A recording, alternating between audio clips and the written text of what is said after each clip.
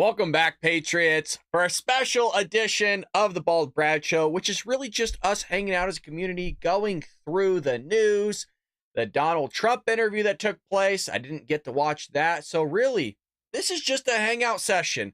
That's why I said, come hang out. Let's talk about it. We could talk about all sorts of stuff. We did go live previously, but it looks like there was a glitch. But we got it working nonetheless. It's just phenomenal how you don't change any of your technology and you go live and some things just don't work at times. But you can't let that stop you, folks. You can't let that stop you. How y'all doing? The Architect. We got Wrath in here. Jackie. Angel. We got a lot of the Patriots in here. Curious if you all can see what is going on over there at Rumble. I'm not sure if you could see my feed. Maybe some people in the Rumble chat can let me know. Looks like they're having some issues. It says waiting for an encoding service to claim placeholder video. Not a clue what the heck that even means. Let me see if I can maybe fix that on my end. But it says you need an encoder video. I don't know what an encoder video is, but we are with you nonetheless, Patriots. Maybe we could just do the show countdown. How about that? Not sure what that means, but we'll see if it works. Drop in a little quick tag for y'all. How's your weekend going, Patriots? Like I said, this is not a normal show. It's just us hanging out. I had some free time. I figured, hey, you know what? Why don't I hang out with my fellow Patriot friends and see what's going on in the world? Not able to watch on Rumble yet. Yeah, it's weird. I haven't seen this on Rumble before, and you know it's part of technology and figuring it out. But oh, there we go. Okay, yeah, Rumble's up and running. We're good now. Hell, we'll hop over into all. I see y'all there. Danielle, what happened before? Don't know. Technology, you guys know how it rolls. Camera wasn't operating correctly. That's why you saw the Elgato. That's what I use as far as one of the things to run the show here. We're going to be playing clips, you guys. We're going to be watching the Trump interview here. If you already saw it, well, you know, I guess you get to see it again, but hang out. Curious always what your thoughts are. I want to preface this again. We're just hanging out as a community here. You want to throw something in the chat. If you're curious about my opinion, throw it in there. Would love to answer it for y'all. You want to know something more personal? Throw that in there as well. Well, again, we're just chilling. Weekend Patriots. So here's this Trump interview. I'm not sure if any of you watched it because I didn't. So that's why I'm using today. And maybe we'll pop into a little bit of what some major headlines are in and kind of get a real-time reaction, which basically, honestly, is our podcast. I mean, I just look at headlines when I'm polling stuff. And I think that's one of the fun things about the show that we do here is you get a real-time reaction from me. I'm not going in doing research, right? I mean, I probably should. But you know what I mean? I think it's kind of nice to like have that hit on what the news headlines is, just as all of you are being brought the same exact headlines as I am, even though I'm going through it with you. So again, I see you all over at Rumble. It looks like the chat is working over there. Pat says I'm going back to Rumble now. I will see you over there, sir. We are live. Let me know, Pat, right in the chat to make sure everything is good, rocking and rolling over there on Rumble. Let's roll this. Let's see what's going on here with Trumpy Trump at the National Summit. Well, thank you so much. And it's an honor to be here. It's a nice group. All right, I see it over there, Pat. We just left Pennsylvania. We had a big rally and a big speech. And I said, okay, that's it for the day, right? No, sir, you're going to D.C. now. Congratulations. But it's what I heard exactly the group. I knew it anyway. But when they reminded me this was it, this is so important. The job you've done is incredible, really. And it's an honor to be here. Thank you.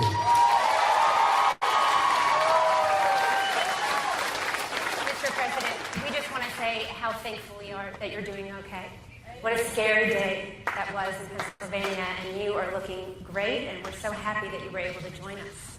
You and I were talking a little bit backstage, and you were sharing with me a lot of the concerns you have about the border and what you're seeing happen with illegal immigrants across the United States, and I thought I'd give you an opportunity to talk a little bit about that to start off. Sure, because you're talking about moms and you're talking about family, such a big factor for you, just about everything. And when you look at what's happening in our country, this so tough. You know, it's one thing you don't drill oil or you don't do something that you can do with the new group coming in, but millions and millions of people, 21 million people, I think the real number is that you hear 13, 14, 15, like that's Rumble should be working. Number, but it is, but 21 million people. And many of these people are criminals. Many of these people are coming out of the roughest countries in the world, and they're coming from all over the world. They're not just coming from South America. You know, everyone thinks they're coming from like Guatemala, El Salvador. What's going on, Mark? From Mexico. They're coming from everywhere. I was speaking to the Border Patrol. They said in the last 12 months, 159 different countries were represented by people having come in illegally. And that's some number. But these are tough people. They're coming out of the jails. They're coming out of the mental institutions. They're coming out of prisons. And they're coming, I mean, they're just coming out of, there's a difference between a prison and jail. It's subtle.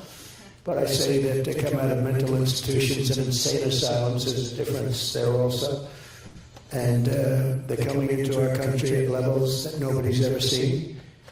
And I've been saying for 2 years that this has got to stop. I've been saying for longer than that, but for 2.5, 3 years I said this has to stop. And now it's catching up with us. And you see what's going on in Colorado. I don't know if anybody got to see Aurora. I mean, they're taking over the city, they're taking over apartment complexes. These are young, very tough people. These are tough. They make our criminals look nice. That's the only thing good about them. Our criminals are like nice people by comparison. And if you saw the Colorado thing, and this is happening all over, just not Colorado, but the Colorado thing caught the imagination because there were many of them. With the biggest weapons that you've ever seen. And these came from Venezuela, which... Yeah, do you guys not like the echo? Let me see if there's a better raw file of it. Yeah, it's kind of bothering me as well. I know other people have it.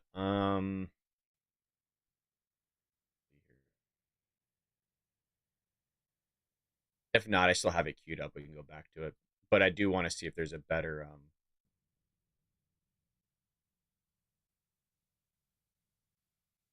better version of it.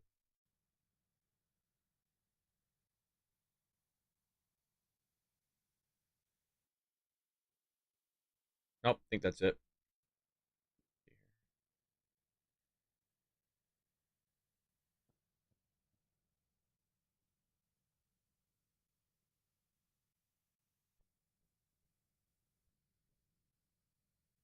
No, they're all like that. Yeah, they're all gonna be echoey. Marcus and everywhere else, they're bringing them to. I pulled up Fox's feed. It was the same thing. USA, thank you very much, Venezuela. We appreciate it, and we're allowing it to happen because we have open borders. And again, this is happening with every continent. We have Africa well represented. What's going on? Political foolishness. 22 people came in recently from the Congo. Where do you come from? We come from prison. What did you do to get into prison? We will not tell you. Bad stuff. Go on, Gregor. And we have them here. No intention of bringing them back. None whatsoever.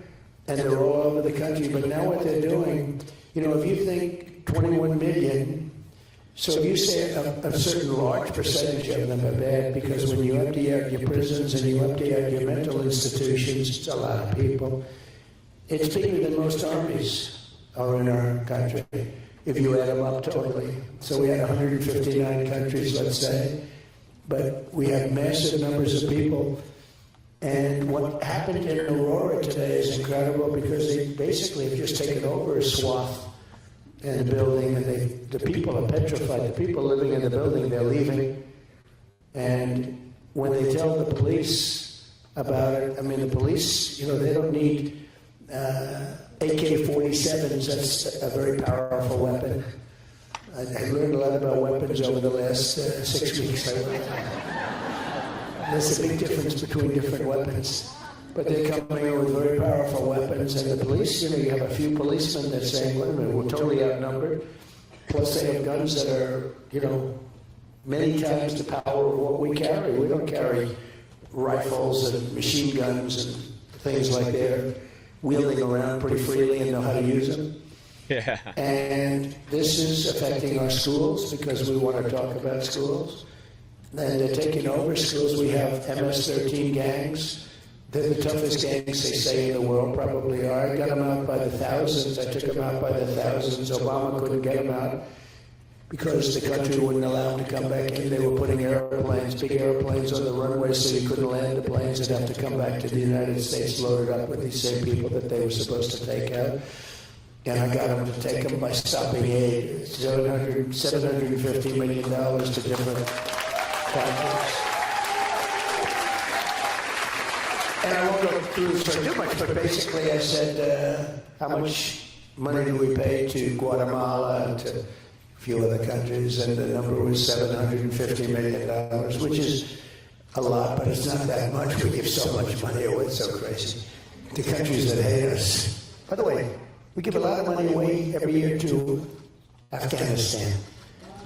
Billions and billions of dollars. That's something Democrats don't want to talk about, right? That Dana, what was her name? Dana or Dana, however you pronounce her name, doesn't want to sit there and challenge Kamala Harris on the fact that they're giving I still can't believe it, $87 million a week to the Taliban. And he's correct. We're just throwing money everywhere. Just like, here's $1 billion, here's 30 billion, here's 60 billion. Don't worry about it. You sure, man? You guys have the money? No, don't worry about it. We'll take it out on credit. Not a big deal. We'll pay the interest for it as well. Oh, perfect. By the way, some of these countries we're sending billions of dollars to also have like certain bonds of ours. So not only are they willing to sit there and take out money from us, like buy our bonds and basically getting interest off us, but then they're begging us for money. I mean, let that one kind of sink in. So not only are we going to pay interest on loans that they're taking out from us, or should I say bonds? And then also now we're just giving them billions of dollars that we have to pay interest on as well. So we're just getting slapped around left and right by all these countries, and the Democrats are willing to do it. I like that he brought up the education system because if you recall, Chicago, New York City, their education system got totally destroyed by all these illegal immigrants. What they were doing was they were shutting down school systems and sending them back into this distance learning because they needed to utilize the school as a grounds, as an encampment, or however you want to phrase it, a holding area for these illegal immigrants. And then the Democrats in the area got an uproar because it finally affected them. And it's not just that. They also don't have the money and the capacity to hold all these illegal immigrants because, right, we predominantly speak English here in America, but when these kids go into the school system, you have to sit there and still teach them regardless of whether they know English or not. And they don't have the mechanisms, they don't have the infrastructure in their education system like we do in Southern California here because we have a lot of Hispanics and Spanish speakers like they do in New York City because it's so far away from the border. They have those services, they don't have it in the capacity that they need, and it's completely crumbling their education system. So it's something that doesn't really get talked about a lot because the media doesn't care. In the same way the media doesn't care that the Democrats, Kamala Harris, lost 250,000 children. That wasn't brought up in the interview. Nothing was brought up in the interview. And I think that Harris, and by now we're starting out by Harris, a Marxist. She's a Marxist, by the way. People are finding that out. She's a total Marxist. Her father's a Marxist. He's a Marxist professor. He teaches, I guess, the economy from a Marxist perspective, and he taught her well. But when you look at what was happening, you couldn't get the people out. And when I said you're going to get these people out of here, the general came to me, sir, they won't take them back. Who won't take them back? The countries from where they came. And they would put airplanes on the runway, they'd block up the bus routes, they'd block up everything, so we'd bring them back, and you couldn't bring them back, Tiffany said. It's such a horrible thing. And I said, how much aid do we pay them, sir? We pay them $750 million combined. I said, that's a lot of money. It's a lot. Well, tell them we're not paying them anymore. It's effective immediately. Yes, sir. And they told them that. And the following morning, I come into the beautiful Oval Office, that Resolute desk, which is so beautiful. You know, now Biden goes around using that. He didn't even know the name of the Resolute desk. Now he tells me, I sit behind the Resolute desk. He doesn't even know what the hell it is. This guy. It's a beauty. Boy, I tell you, did they do a coup on him? Anyway, so I said, tell them that's not happening. So the following morning, I get to the office and I get a call from 3 countries, let's not use names, and all very smart leaders. I'd be doing the same thing if I were them, to tell you the truth. I'd say, I'd empty out my prisons, dump them into the United States, don't ever let them back. And I would be doing it every bit as much as them. I don't blame them if they can get away with it, but they should be able to get away with it. So I said, you're not going to get the money. They called me up. They say, sir, I understand. And I know all 3 of them. I know all of them. I know all the leaders. They're all at the top of their game. And we have a bunch of dead weights, okay? We are being taken advantage of as a country so much. I've never seen anything like it. So they said, essentially the same conversation. Sir, good morning, sir. I understand there's a problem, sir. You have to understand, this has gone on for 10 years. They wouldn't take their people back. They wouldn't take MS-13 back. They dumped them in our country, wouldn't take them back. I said, well, you know, you're sending them up in the caravans and other ways, and you're not taking them back. You're never getting any more money from the United States. Sir, we would like to take them back. We would love to have MS-13 back with us. We think this is wonderful. Anyway, they made it very easy for us to get them back, and we took them back by the thousands, and we took also a lot of others back. And then these clowns took over the country, and everything closed up. And by the way, they're paying them now $4 billion, I understand. Can you believe it? And they don't take them back. It's just so sad to see what happens. They're paying much more money than I was talking about. They raised it. They actually felt it was good to pay them more. They said, why? They said, economic development. It's not economic development, it's the development of a dictator. Because they keep the money, they're not doing any economic development. We have the dumbest people in history running our country. Okay? The dumbest in history. And we have to get these people. So we brought it back at all. But what's happening to our country is being poisoned, and your schools and your children are suffering greatly because they're going into the classrooms, they're taking the seats, and they don't even speak English. It's crazy. And we have our people that aren't going into a classroom. We have students that were there last year. They're not allowed into the school this year. They're not allowed. It's crazy. We have our veterans sleeping on the streets, and we have illegal immigrants coming into our country living in luxury hotels above where the veterans are. It's so reverse of what it should be. So I know you love New York City. I'm from New York originally. My dad grew up in Brooklyn in Flatbush. Yeah, New York. But like many other cities in America right now, it's a city in decline. You were in New York when Mayor Giuliani really did great reforms. Right. He was such a great mayor. And, he also fought for a lot of things that he should. Hey, he was right about the laptop from hell. He was the one that came out. Rudy was right. Rudy was right about a lot of things. They have a hat. Trump was right about everything. Well, Rudy was right about a hell of a lot. He was right. He was the first one to see the laptop, I guess. And he revealed what was on there, and everyone hit him hard. He's actually a very brave guy, but he was a great mayor, and he took over the city when it was in really bad shape and very dangerous, and he made it the safest big city in the country. And made it beyond that. It was a vibrant city, and now it's got tremendous problems. And in all fairness, look, you have hundreds of thousands of illegal migrants here. How do you do it? You can't run it.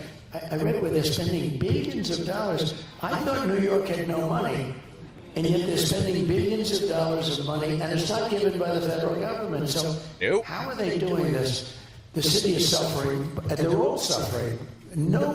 They're taking it from the education system.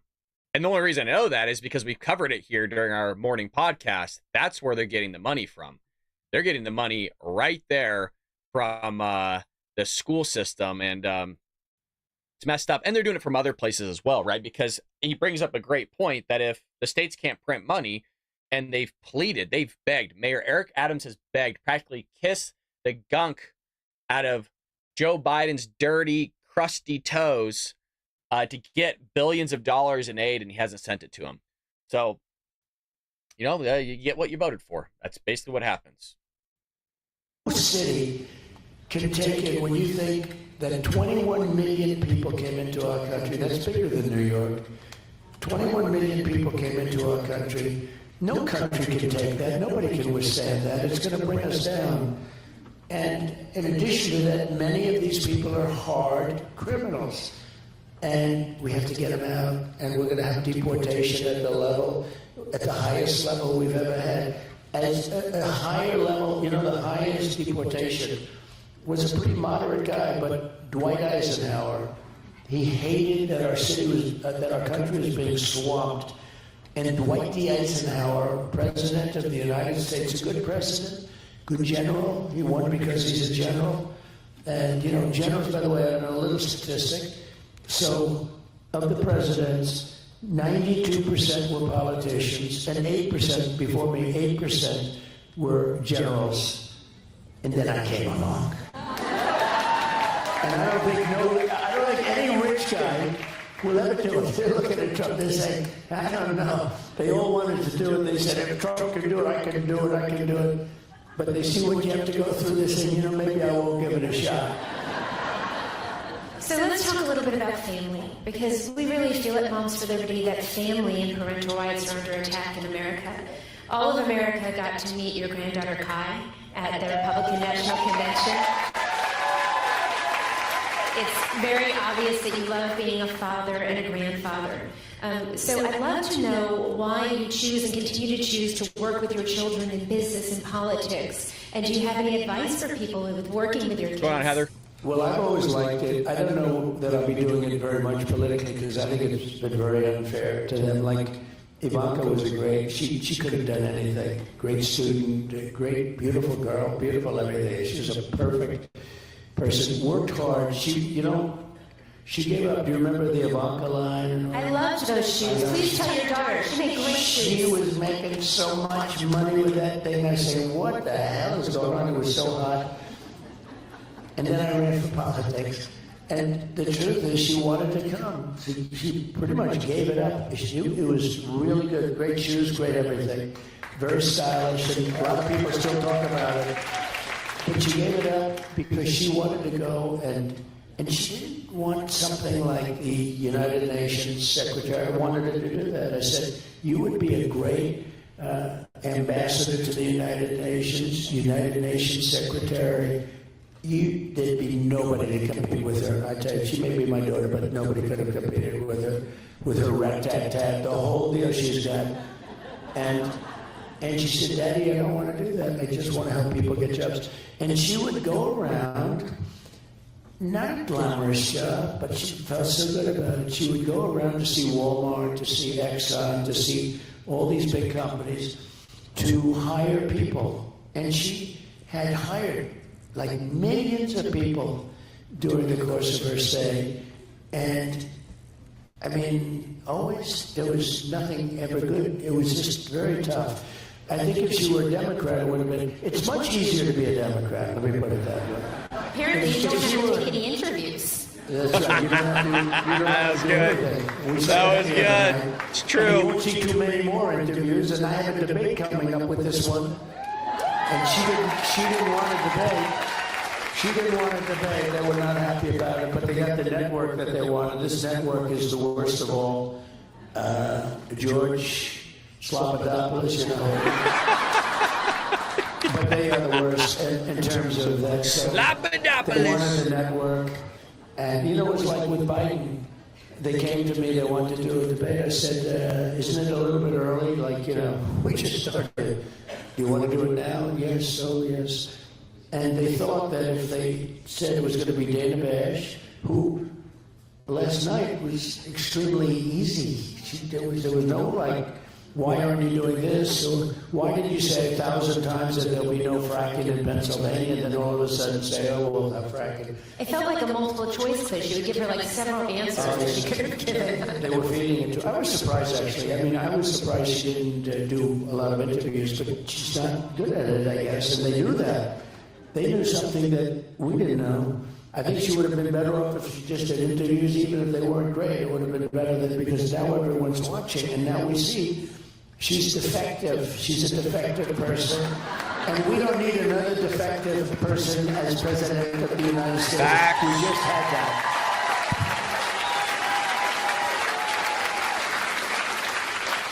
I've heard you talk about your mom in interviews before. She was obviously a very strong woman. Was she hard on you with school? Tell us about your mom a little bit. No, she wasn't. She was great. I had a great mother, great father, very different people. My mother came from Scotland, and she came over to this country. These other people from Scotland. You know, actually, that's hidden.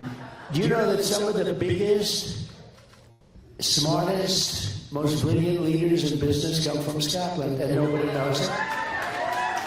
Or at least, you know, their parents came from Scotland. But Scotland did very well in this country. I tell you, it's very, like, we have people, and I know that one group, they're a very successful group.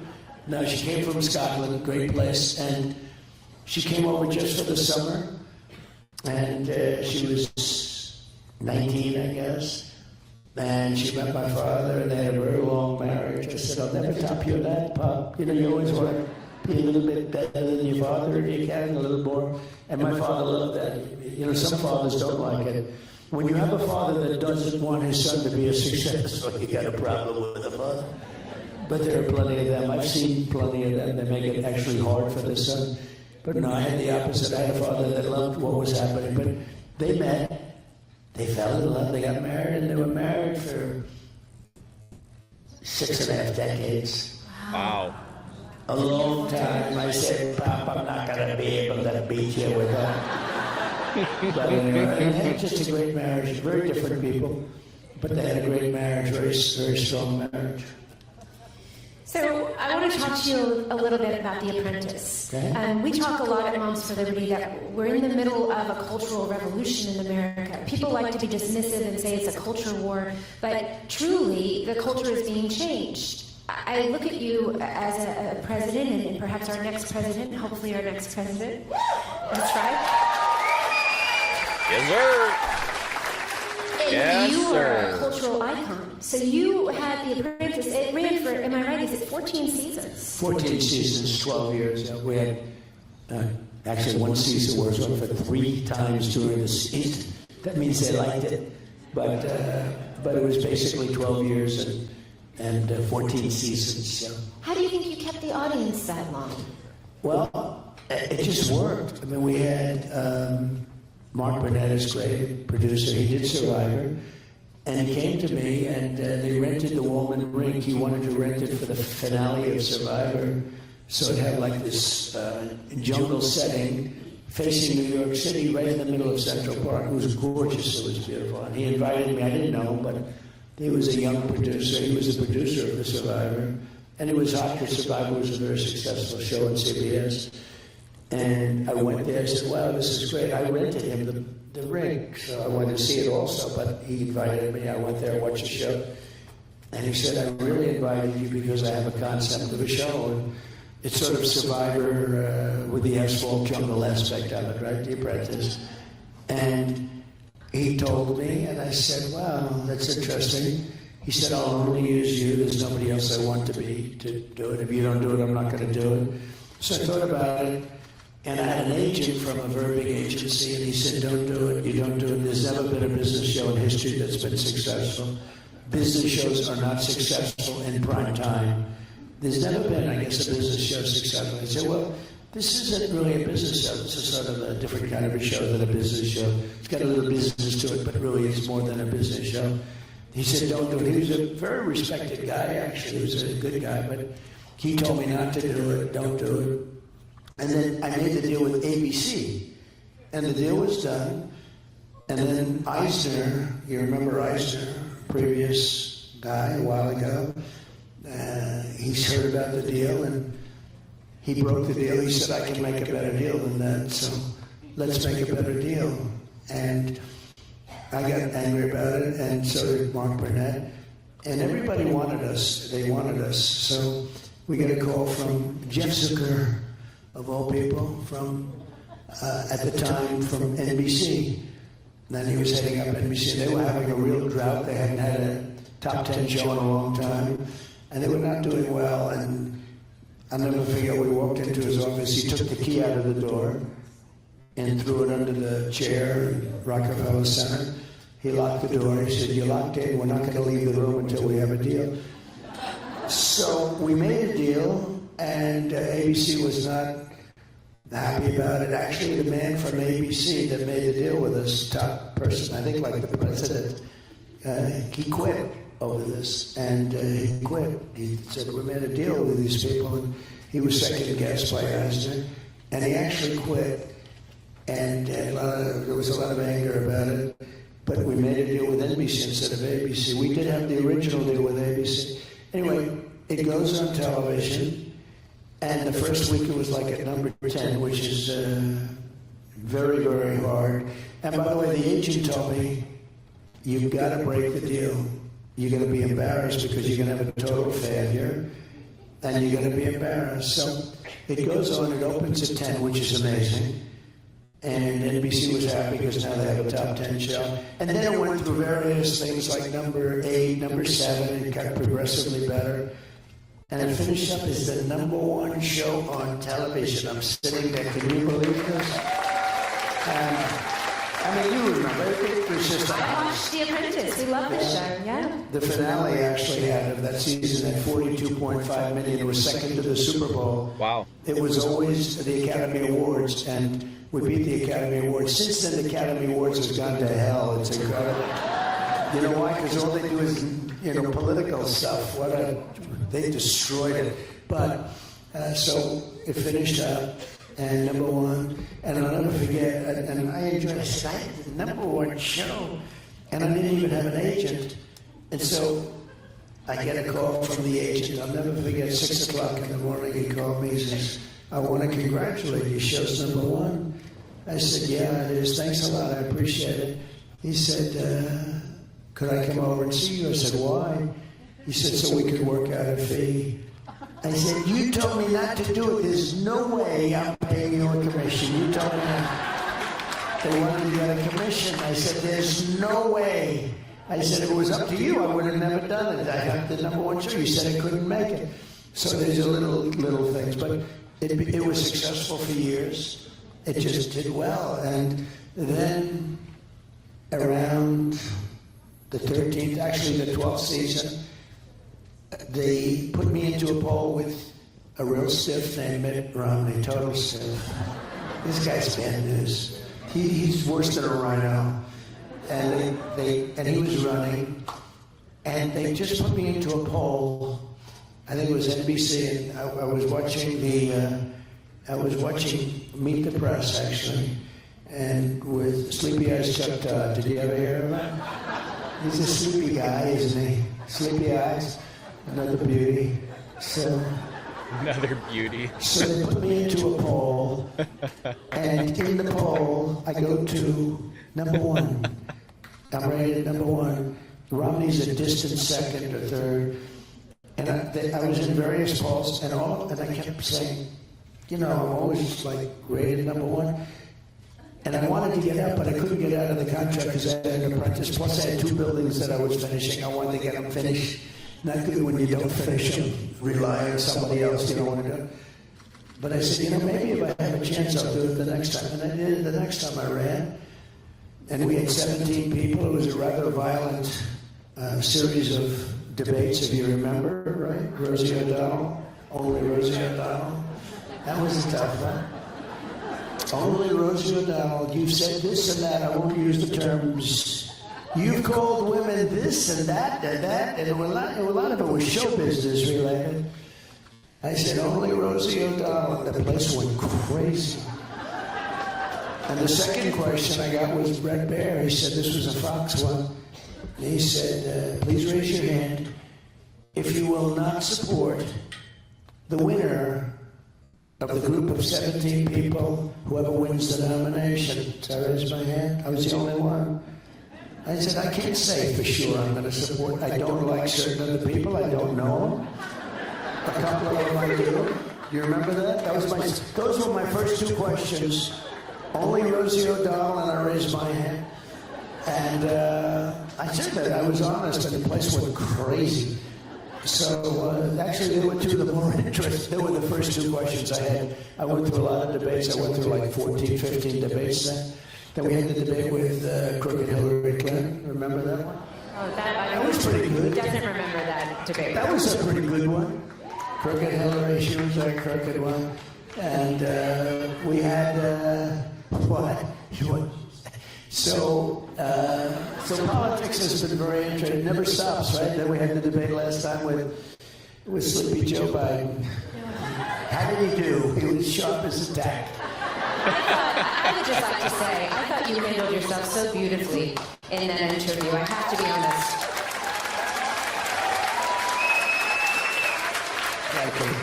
But for many Americans who have watched as their family members have aged and have experienced dementia, it was difficult to watch President Trump. I think there were a lot of parents that were watching with their children, and there was a moment when he had a very hard time collecting his thoughts, and I just thought that you handled it with such grace. So thank you for that.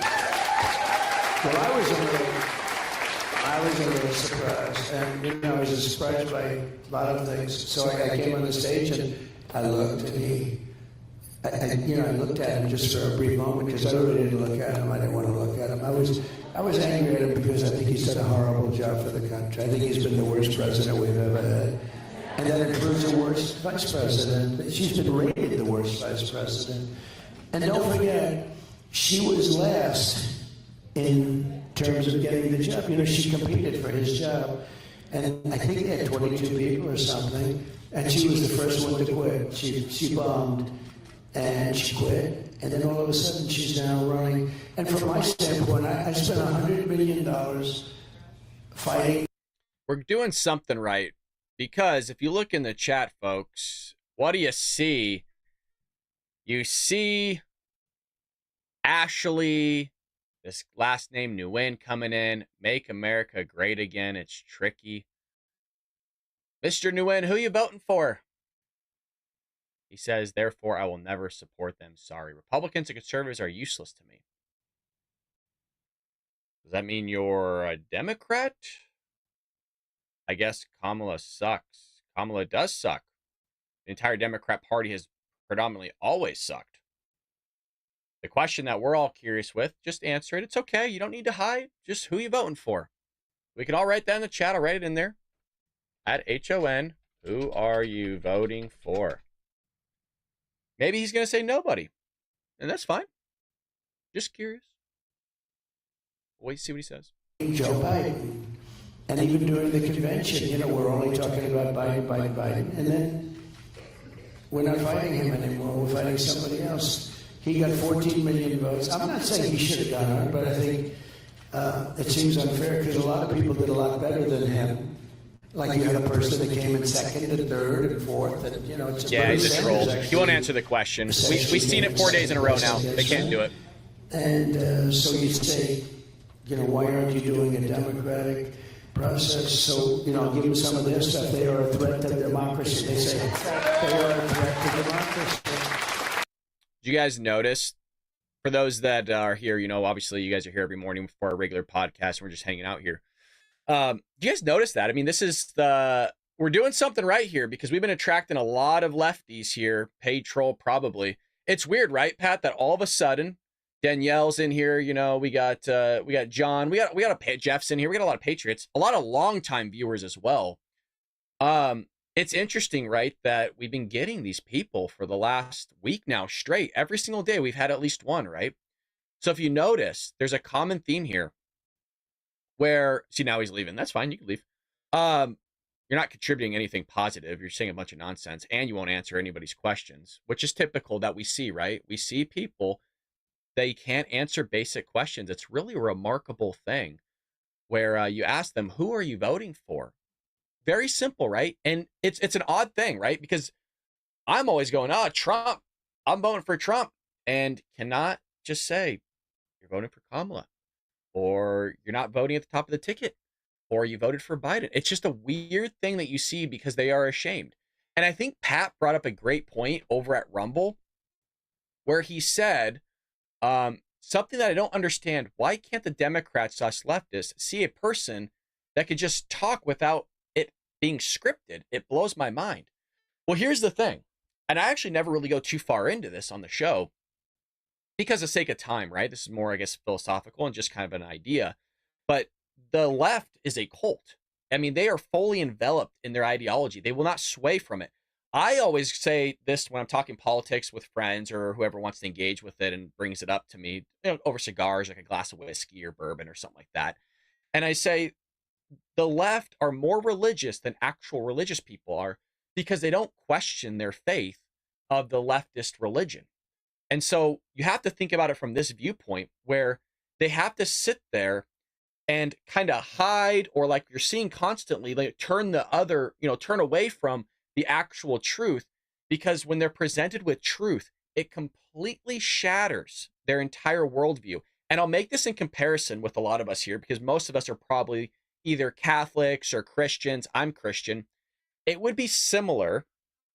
It's not, apples to apples, but it'd be similar to say like somebody walking up to you, and let's just pretend that it's true. It's not. Christ is king. Christ happened. Jesus walked this earth, the Son of God, all that stuff, right? I agree with that. But for the sake of an example here, let's just pretend like somebody came up to all of us and goes, Jesus isn't real, never walked this earth. Even if you didn't think he was the Son of God, he still walked this earth. And let's pretend that person was actually right, that they were being truthful. Well, it would shatter your entire worldview. You grew up on Judeo-Christian values. You grew up with the Old Testament and the New Testament and living by the word of God. Everything you've done your entire life is live, breathe, faith, religion, trying to abide by the scriptures, and that there's a being that's greater than you. And when you leave this earth, you're going to be judged by the things you've said and done. He's going to weigh the hearts of man. All these things, right?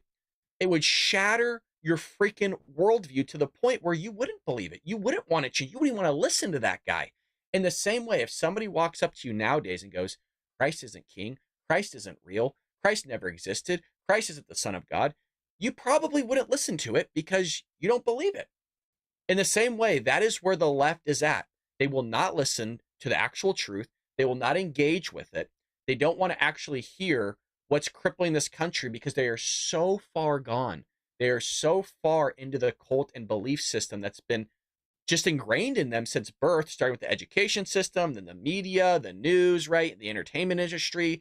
Hell, you can go to the literature that they're being presented. Their entire worldview is completely blown. And that is why, I hate to say it, there's a lot of videos on YouTube right now where people are being red-pilled. You have like a lot of minorities watching these videos about who the Democrat Party really is in regards to slavery. They're the party of the Klan. And because they don't teach it correctly in school, because they're reading a Howard Zinn revisionist of history, their minds are blown. And that's why a lot of people are being red-pilled all of a sudden, because they were never taught things before. And so that's why. And it makes sense. I'm still blown away by it, of course, just as much as Pat is over there at Rumble. And Pat, obviously, I'm not hounding you. You know that. We love you here. And we love everybody else that's in the chat here, like Mark and Wrath and John and Danielle and Jeff and Jason and Karen Cat Mom. We've got Autumn over here. We have all the regulars. I know who you guys are. I'm looking at it right now. But that's how I've always equated it to people, that they are so enveloped in their own religion of this leftist cult that they, even when they're presented with the truth, they don't want to hear it because that's the foundation of their entire life and it will crumble. And so that's why I always correlated to Christianity or something like that. Probably not the best analogy that I can give, but I think it's the job done nonetheless. And you notice that guy left, right? That New Wayne guy. This guy right here. Fake, right? Bye. So we'll continue to do it. But as I've always mentioned, and those that are longtime viewers, I do this when they do those interviews, right? Oh, there's crime. They burned down my effing building. They burned down my house. It's crumbled. I have nothing left. Right? And there's crime running flourish. There's a bunch of illegal immigrants. Somebody raped or murdered your daughter or whatever. What's the question? Does anybody know? Let's actually see. We got the chat up. Hopefully this goes right. Patriots, what question do we always want reporters to ask at the end? Who do you what? What do we say? Who do you what?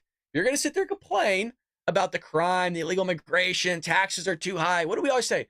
Who do you what? Let's see if people get it. Always curious. The Muggs in Irvine is trending. Interesting. Don't know what that means. Who do you what? Hi, Brad. Thanks for making mention of me. Yeah, I mentioned all you guys. There's a lot of people here. I mean, I'm looking. We got like 100 people on all these platforms, so I feel bad for not calling out every single one. What do we say? Who do you vote for? Who do you vote for? And they won't answer it. You want to know why? There you go. Autumn got it. Autumn has it.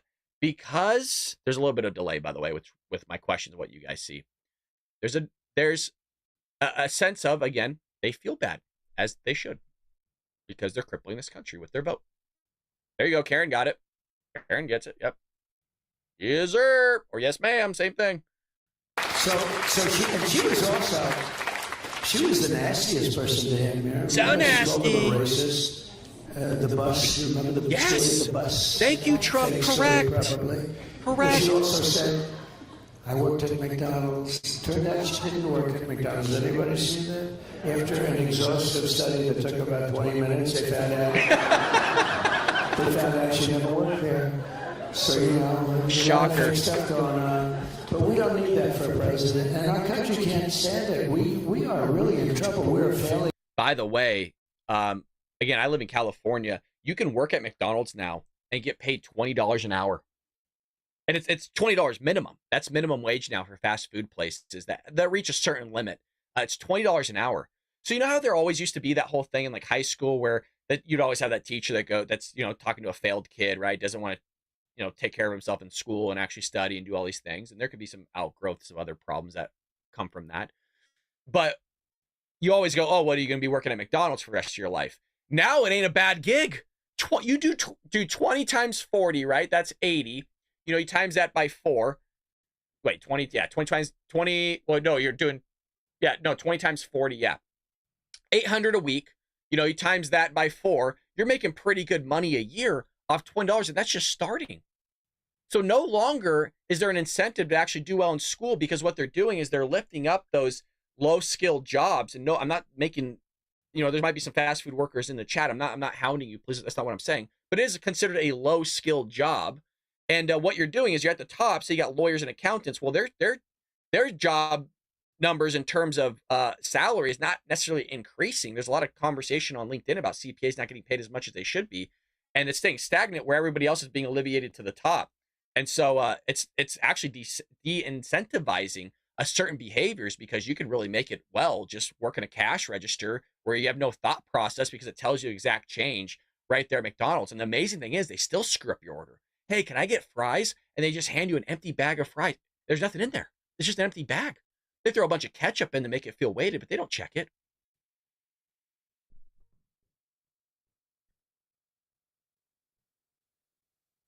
Nation, whether you like it or not, and I'm sure you don't like it, but we are a very sick nation. We're a failing nation. And on top of it, we have millions of people in here that we can't have them. If they were great, but you're not going to have people where they're emptying the doors to jails and emptying the doors to mental institutions, where seriously sick people are coming into our country, and no country can stand this. There's no country can stand it. So I was not happy with it, because, I only did it because I want to help the country. I didn't need this. I had a very nice life. Some of you know, I see some of you in here, You've known me for a long time, long before politics. I had a nice life. But even running again, if I thought he was good and I thought he was doing a good job, I would have been happy. But he's doing a horrible job. That's correct, Greg. Good point, Greg. He's been absent for a long time. If you go back 25 years, he wasn't the brightest bulb in the ceiling, I can tell you that. And he was not doing a job. And I've told this, and I mean it, I would have been happy if he were a great president. And I wouldn't have run. I also wouldn't have run if I didn't think I won the election. I think we won that election by so much. If I thought I lost that election, I absolutely wouldn't. I wouldn't have run, because I would have lost the election. But I think we did phenomenally. I mean, honestly, we got millions of more votes than we did in the first election. We did great in the first one. We won.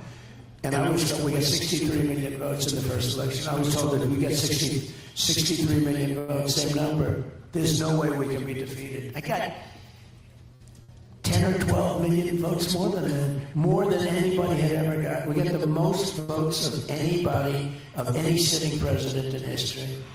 And he beat us by a whisker.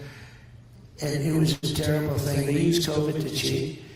And it was a terrible thing. And then I watched, And I thought it was very, very sad because of, the election brought great division to the country. But I watched and I saw how bad things were. I saw the border, the open border, and everything. I found out about the open border when we built hundreds of miles, and then we had a little bit more that I was going to add because there were certain areas that you needed it. And we had everything fabricated, very expensive wall. Those walls are expensive. They're steel, concrete, and rebar. And they have a lot of wiring in them for all sorts of security equipment. But it's very expensive stuff. It's exactly what Border Patrol wanted. They have anti-climb bars and everything on them. So we did them. It could have been erected in 3 weeks. And they kept saying, we're not going to do it. And then I realized they weren't going to do it. And they sold a bunch of that wall for 5 cents on the dollar. So, that's when I realized they actually want open borders. Because you say to yourself, who would want open borders? Who would want men playing in women's sports? I mean, just think of this stuff. Think of this. No, but who would want that? And all the things. Kamala Harris, apparently. Yeah. No, she wants it. You talk about like cars. I'm a big fan of Elon. Elon gave me tremendous endorsement. It's good, isn't it? You're going to have to send a rocket up to get those people out of there. It's crazy. It's great. I said, when are you sending a rocket up? Well, Elon is a very different kind of a guy. As he thinks, he talks. Whereas a lot of people, they want the words to be perfect and all. And they think less and talk more. With Elon, it's like, well, I'm doing a new stainless steel hub that can get us around the engines much quicker because there's a problem with the type of engine going into space nowadays. And I'm hearing it. And but in the end, I think we can have a good hookup because of the new. So Wrath brings up a great point here. And Wrath, don't feel like I'm beating you up here because that's not what I'm doing. What is $10 and $12 an hour? You can't live on that. If you look at the original minimum wage, it was never meant to be something that you live off of. It's not supposed to be full-time work. And that's why you've always had that original idea where people will always say, like, especially boomers, like my parents would say, well, it's jobs for teenagers. And that's exactly what it was supposed to be. It was never even supposed to really even be something that would progress through life as you grow up, that you'd be holding a minimum wage job as a career. That's not what it was for. Minimum wage is really just so you had a floor in terms of wage so that employers would not basically pay you under of what basically you should be in terms of inflation and all those other things. So I've always said this, if you're going to have a minimum wage, I don't think there should be, quite truthfully, but if you're going to have a minimum wage, then it should be at a local level, not a federal level. So I think the federal minimum wage right now, I think is $7.50, $7.25, somewhere in that range. They might have upped it. And then state to state, it depends. And I think it shouldn't even be based on state. I think it should be based on locality. But here's the problem, is that now you have people living as a career off minimum wage and are expected to live off of it, which is why you get these $20 minimum wages. But all that it does is cost the price of everything else in that locality to go up because they're getting paid $20 an hour. Then you kind of expect everybody else's wages to go up in somewhat shape or form because now that minimum wage is $20, the price of goods and services increase. When the price of goods and services increase and the living standard of people, what they had previously, you'd ultimately want to maintain for those people or else they'll be unhappy. And so the price of everything else just goes up. And that's why you get a revolving cycle of ultimately minimum wage constantly increasing, when the original effect of it kind of in the olden days is that it's supposed to be for teenagers. It is not supposed to be career work. It is not something that's supposed to be for long term. But for some reason, as a society, we've transitioned into making minimum wage more of an actual full-time job for adults, when again it's not supposed to be. It's supposed to be I guess it's transitory, the right word, where it's a stepping stone. It's where you gain experience, right? You're able to do customer service, you're working a register, you're building certain base level, low level skill jobs, and then you progress into ultimately a career job, whether that's business, human resources, finance, engineering, the sciences, whatever it may be, and you progress from there. So, and then Wrath says it was supposed to teach teenagers responsibility. There, you're exactly right. Management as well as fund management. Exactly correct. That was the purpose. Well, the purpose again was more so Yeah, that's you can look at it as a societal purpose for that. But again, the intent of it was to again protect workers from exploitation and to ensure a basic standard of living is all it was. And so this was, I think it was like 19, was it 1940s or 1930s it was adopted, but it was kind of also enabled to reduce poverty in some way, shape, or form by setting a wage floor at the end of the day. That was the original intent, but it's obviously changed since then quite drastically. And this is what you happen, and you can actually see things progressively get more expensive, and ultimately, when things go up in wage like that, you do inflate the economy in some way, shape, or form. So, that's why it's a revolving cycle. It's a circle. It's a circle. Foils that are coming up. And I'm hearing everything that's going through his mind. But he's a super genius guy. Oh, I loved that conversation that you had on Twitter. I listened to the whole thing. I thought that was absolutely fantastic. I think we're going to do another one, too.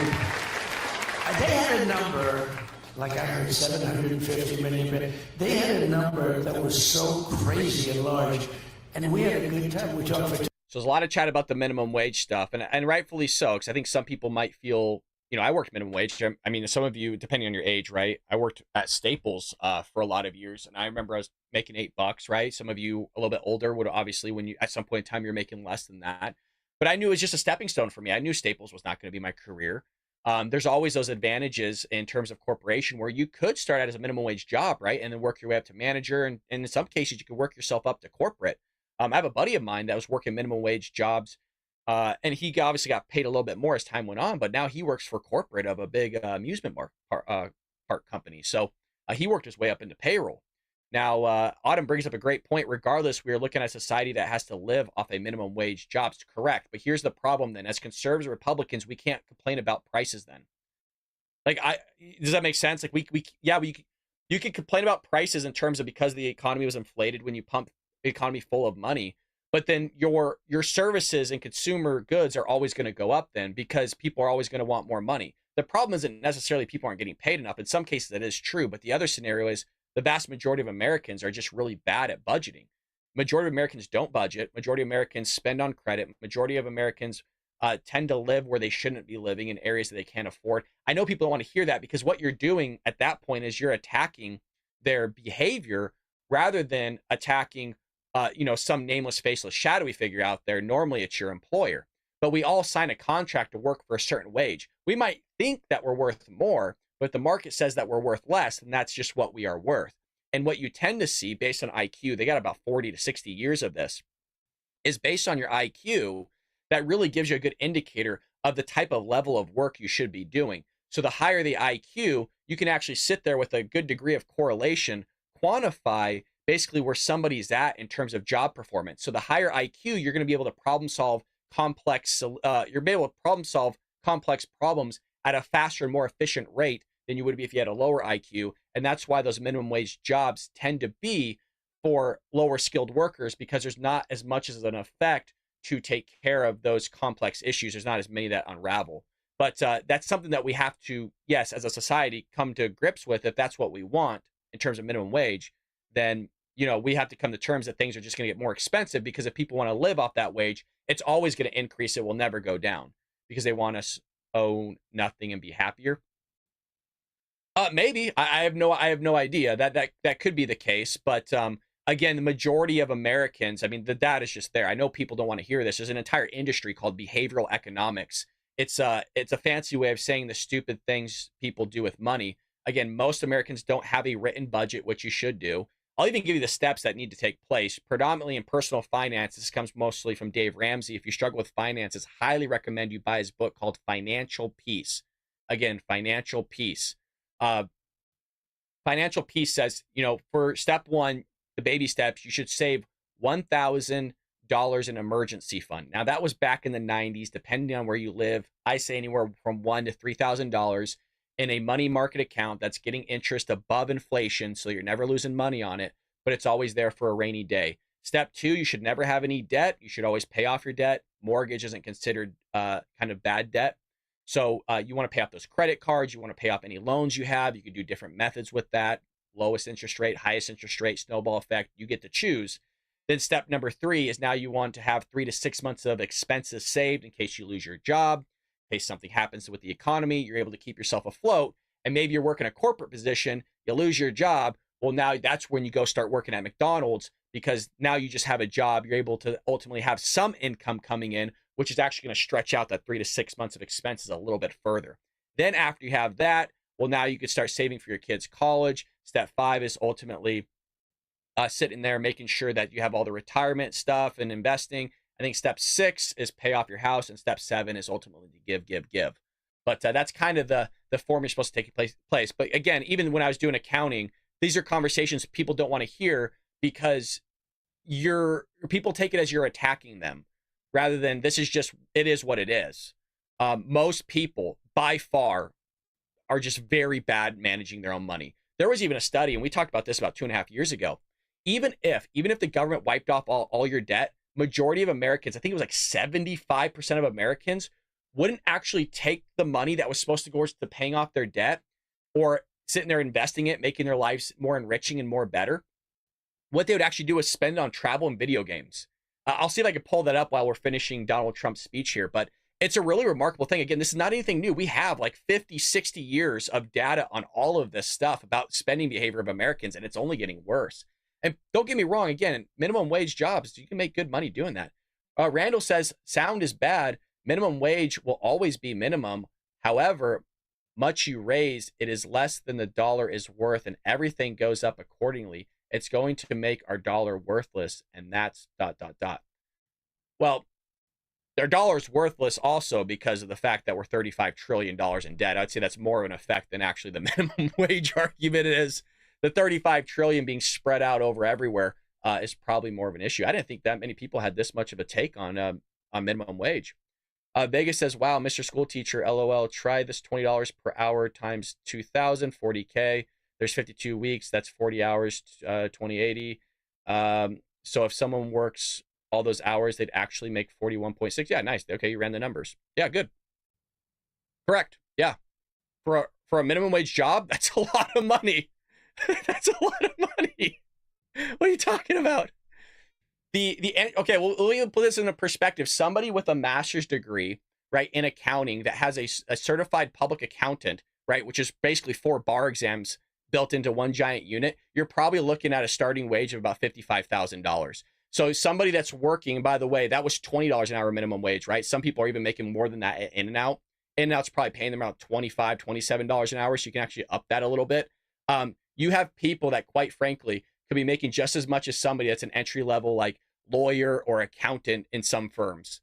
So the fact that you have a high IQ person that's ultimately taking care of somebody's multi-million-dollar business that's only making about $5,000 to $10,000 more than somebody working minimum wage is mind-blowing. But this is what happens. Sometimes people rationalize this type of stuff.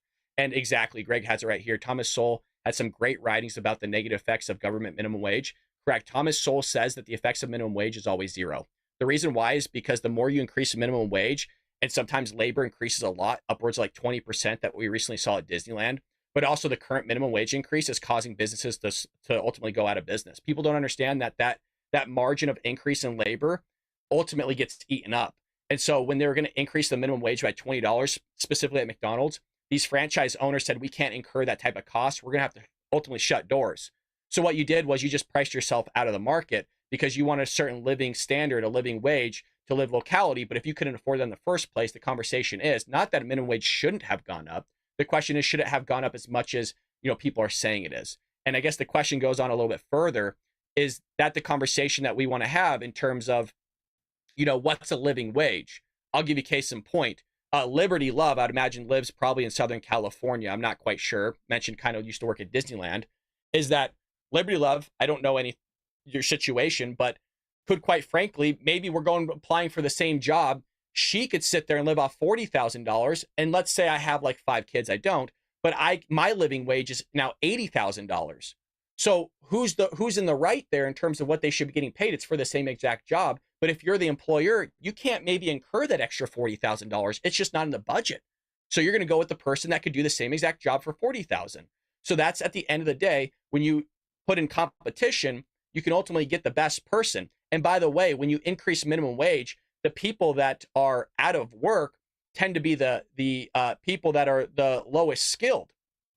So it actually hurts people as well, because you're going to sit there for the person that ultimately has, like, let's say 5 years of experience. You're going to take them over somebody that doesn't have any experience at all, that would have had a transition or whatever. But that's for a whole different conversation. I didn't think a lot of you had this much to say about minimum wage. Is it because people are minimum wage workers that maybe they're getting offended here? And that's not my goal. I'm just relaying there again. There's nothing wrong. At least you have a job, right? I mean, that's great. I'm just explaining the consequences of having it is all it's about. I feel like people are like, well, I'm not saying you shouldn't have minimum wage. I made the case that if you're going to have minimum wage, it should be at a local level. Why would you want the federal level to sit there and tell you what the minimum wage should be? California, Southern California is a lot more expensive than, say, like Nebraska. So why would you? Okay, I'll make the business point again. Used to be an accountant. That doesn't mean I know everything. By far from everything. If you sat there and have a federal minimum wage and you can live, let's say, I'm going to pick middle America, you can live, let's say, off $10 an hour. I'm just picking a number. You can live off $10 an hour. Let's just say that works out that way. And you're going to sit there and go, oh, well, you know what? Let's be on the federal level. Let's increase the federal minimum wage from $10 to $20 an hour. Well, yes, maybe on the West Coast here, because things are already more expensive, you can sit there and have businesses here eat up that kind of wage hike. But for other people in those localities, they can't survive. And a lot of that's been taking place with the mom and pop businesses. And that's why those corporations like Walmart have been moving in and out competing them, because they can incur that type of labor at that type of cost. And so you're not helping the localities by doing that. How has the $20 minimum wage fast food jobs in California been working out since going into effect in April? Not good. Let me tell you, a lot of businesses are closing down. You can look at a lot of mall jobs are closing down. A lot of businesses, we've talked about them all here on the show, are closing down left and right. So that's why I say at the end of the day, it is ultimately going to be zero, because people aren't going to want to pay $21. And that's why currently you see McDonald's, Burger King, and Wendy's are all trying to bring back a $5.99 box meal just for limited time only, because they want to get customers back and get their buy-in for a short period of time. And by the way, even though prices have gone up, people are only willing still to spend the same amount that they were spending previously. Case in point, you used to say go through the drive-through 10 times a month, spending $100, let's just say. Well, you're still only going to spend $100 the previous month as prices increase, but you're not going to go through it 10 times now. You're still only going to spend $10. So maybe you're only going to go through 5 or 6 times. So even though the prices have gone up, people, yes, are still spending the money at these institutions, but they're not spending it at the same rate as they were before in terms of going through the drive-through that number of times. And so they're trying to get people back because things are just too expensive. You can't afford it. So people, again, are still buying that type of stuff. But, you got people door dashing too, which they shouldn't be doing. That's just inflated prices. But there you go. Wrath makes a great point. Get in the trades. Absolutely. Micro talks about this all the time. You can make freaking a killing doing the trades. I don't know why we push these 4-year universities so much. But yeah, I mean, you could easily make 6 figures, do a plumber, electrician, hell, a welder, elevator unions, longshoremen down there in Long Beach make a killing of money. We need men back in those types of workers. I don't know what that guy was saying as far as Mr. Teacher. Was I supposed to do the calculation in my head really quick or something like that? Was that the expectation here? I'm not sure what Vegas's point here was. Maybe he can let us know in the chat. I'm reading it right now. I don't take a jab at it whatsoever. I just didn't know what the whole point of, like, oh, Mr. Teacher, like, are teachers supposed to know everything? Is that what's going on here? Not quite sure. Not even sure if he's in the chat anymore. I know 80-year-old carpenters on job sites. Yeah, it's great. And are paid extremely well. Absolutely correct. What do we got over here? Liberty says, I used to live in SoCal, but with a family of 6 and an illegal husband, spending all our money to get papers, couldn't do it anymore. Yeah, look, I mean, that's the conversation that a lot of people are having right now. It's so expensive to live here in California. Right now in Orange County, you have to make a household median income of $425,000 to own a house reasonably in Southern California. It's not feasible. So the question is that, knowing those types of things are happening, why would you stick in a minimum wage job? It doesn't make sense. You know what I mean? You have to move. I had a client many years ago, and it took them about 4 or 5 years to realize what I've been telling them while doing their taxes, saying you can't afford to live here. You're driving yourself down. You have to worry about your family, your kids. You need to worry about retirement. You're not saving any money. You're putting too much money on credit. You got to get out there and move to a different area, middle America, where it's cheaper. You still have a high demand for your job in those areas. You got to move your family out there. You can't keep sitting there with all these kids living in a 1-bedroom apartment in Southern California and barely making ends meet. You got to move somewhere else. And let me tell you, it took 5 years of constant telling this man, of giving them advice back then, saying, hey, this is what you probably should do. He's doing amazing now. Absolutely amazing. He's in middle America, has a multiple room house, fabulous house, beautiful house, and just is killing it. Just all because he moved, saving 20% of the income, investing it in his 401k. He has a Roth and traditional all set up. His kids are doing fine. The school system's great. He has a huge piece of property where he's going from a 1-bedroom apartment to now a multiple bedroom household just by sitting up there and moving to a different state. Now, I know that's not what people want to hear, but if you want to sit there and increase your chances of being successful, whatever that means on an individual level, then that's what you got to do. But minimum wage is not going to increase your wealth. It can. There's been cases, a great book by Chris Hogan, who used to be a part of Dave Ramsey's team. It's called Everyday Millionaire. Again, it's Everyday Millionaire. And what they did was, it was the second largest study that's ever been done on millionaires, about 10,000 of them. And they looked at the 5 top qualities that these millionaires held. And, you can unravel those qualities together, but there was a case where a guy was making minimum wage and he's an actual millionaire. Because what he was doing was he's living frugally. He was living within his means, and he was living in an area that he can afford and also save his money. And so he actually became a millionaire through that route. The top 3 professions that are millionaires across the country are accountants, teachers, and engineers. Accountants, teachers, engineers are the top 3 millionaires in America. So that guy that goes, oh, Mr. Teacher, I'm not a millionaire, but hopefully one day I will be. But or find more work. Exactly. If you're not making ends meet, like you guys know me, I've always said this. I think I've worked like 3 jobs. You know what I mean? Like I'm not sitting here laying back. So please don't feel like I'm attacking anybody in here. That's not what I'm doing. I'm just merely expressing kind of the arguments that have unfolded about minimum wage. And a lot of those arguments that I've read mostly come from Thomas Sowell, as well as Milton Friedman. There's a great book also called Henry Hazlitt. It's Economics in One Lesson. Highly recommend that book as well. But enough of that. Let's jump right back into Trump. I feel like we went on a freaking long tangent. That's why I don't talk about this stuff in detail on the show, because it just goes on too freaking long. But I didn't know there was that much spiciness in terms of a minimum wage here. A lot of people must have left, huh? Maybe. I'm in North Carolina. I tell kids electric and HVAC. Yeah, HVAC is killing, especially if you look in those East Coast areas with how hot and the humid stuff you guys get. Waiting for a miracle doesn't work. Get off your ass and work. Yep, that's true. Some people, though, to be fair, right? And I understand, Wrath, what you mean in general. That's the case. But here's the thing. You don't see a lot of teenagers working anymore. And what I will say is what they're seeing in the studies with Generation Z, corporations aren't willing to hire Generation Z as well as going into Generation Alpha, because there's too many problems that are being had with these new generations. And one of the main issues is 50% of them struggle with some sort of mental illness, and it's incurring a liability in a lot of these corporations, unfortunately. And so not willing to hire them. Also, a lot of the younger generations, the tail end of my generation, millennials, going into the entry point of Gen Z and further, is that they're willing to not have that loyalty with companies anymore. So a company's going to invest all this development in you, spend thousands of dollars on you for you to only be there a couple of years. Well, somebody else is ultimately going to pay dividends to incur that development that you put into that employee, and they're going to get the benefit of it, and not the employee that actually invested in, or not the employer that invested in that employee. So you're also seeing that as well. And that's what you're seeing, is these teenagers are not getting jobs right now because most businesses primarily are willing to sit there and hire baby boomers, and also my generation, and a generation, what's the generation before mine? Was that, I don't know what the generation before mine is, but yeah, they're not willing to hire young people. It's just too much of a liability at this point, which is kind of sad. So I would say more than ever, it's actually easier to separate yourself. If you're the younger generations, you can actually separate yourself and put yourself in the higher, quintile in terms of getting work. I'm not saying it's easy. I mean, you can pick apart anything that I say, right, and make a case for it. But anywho, my kid started at 15 now.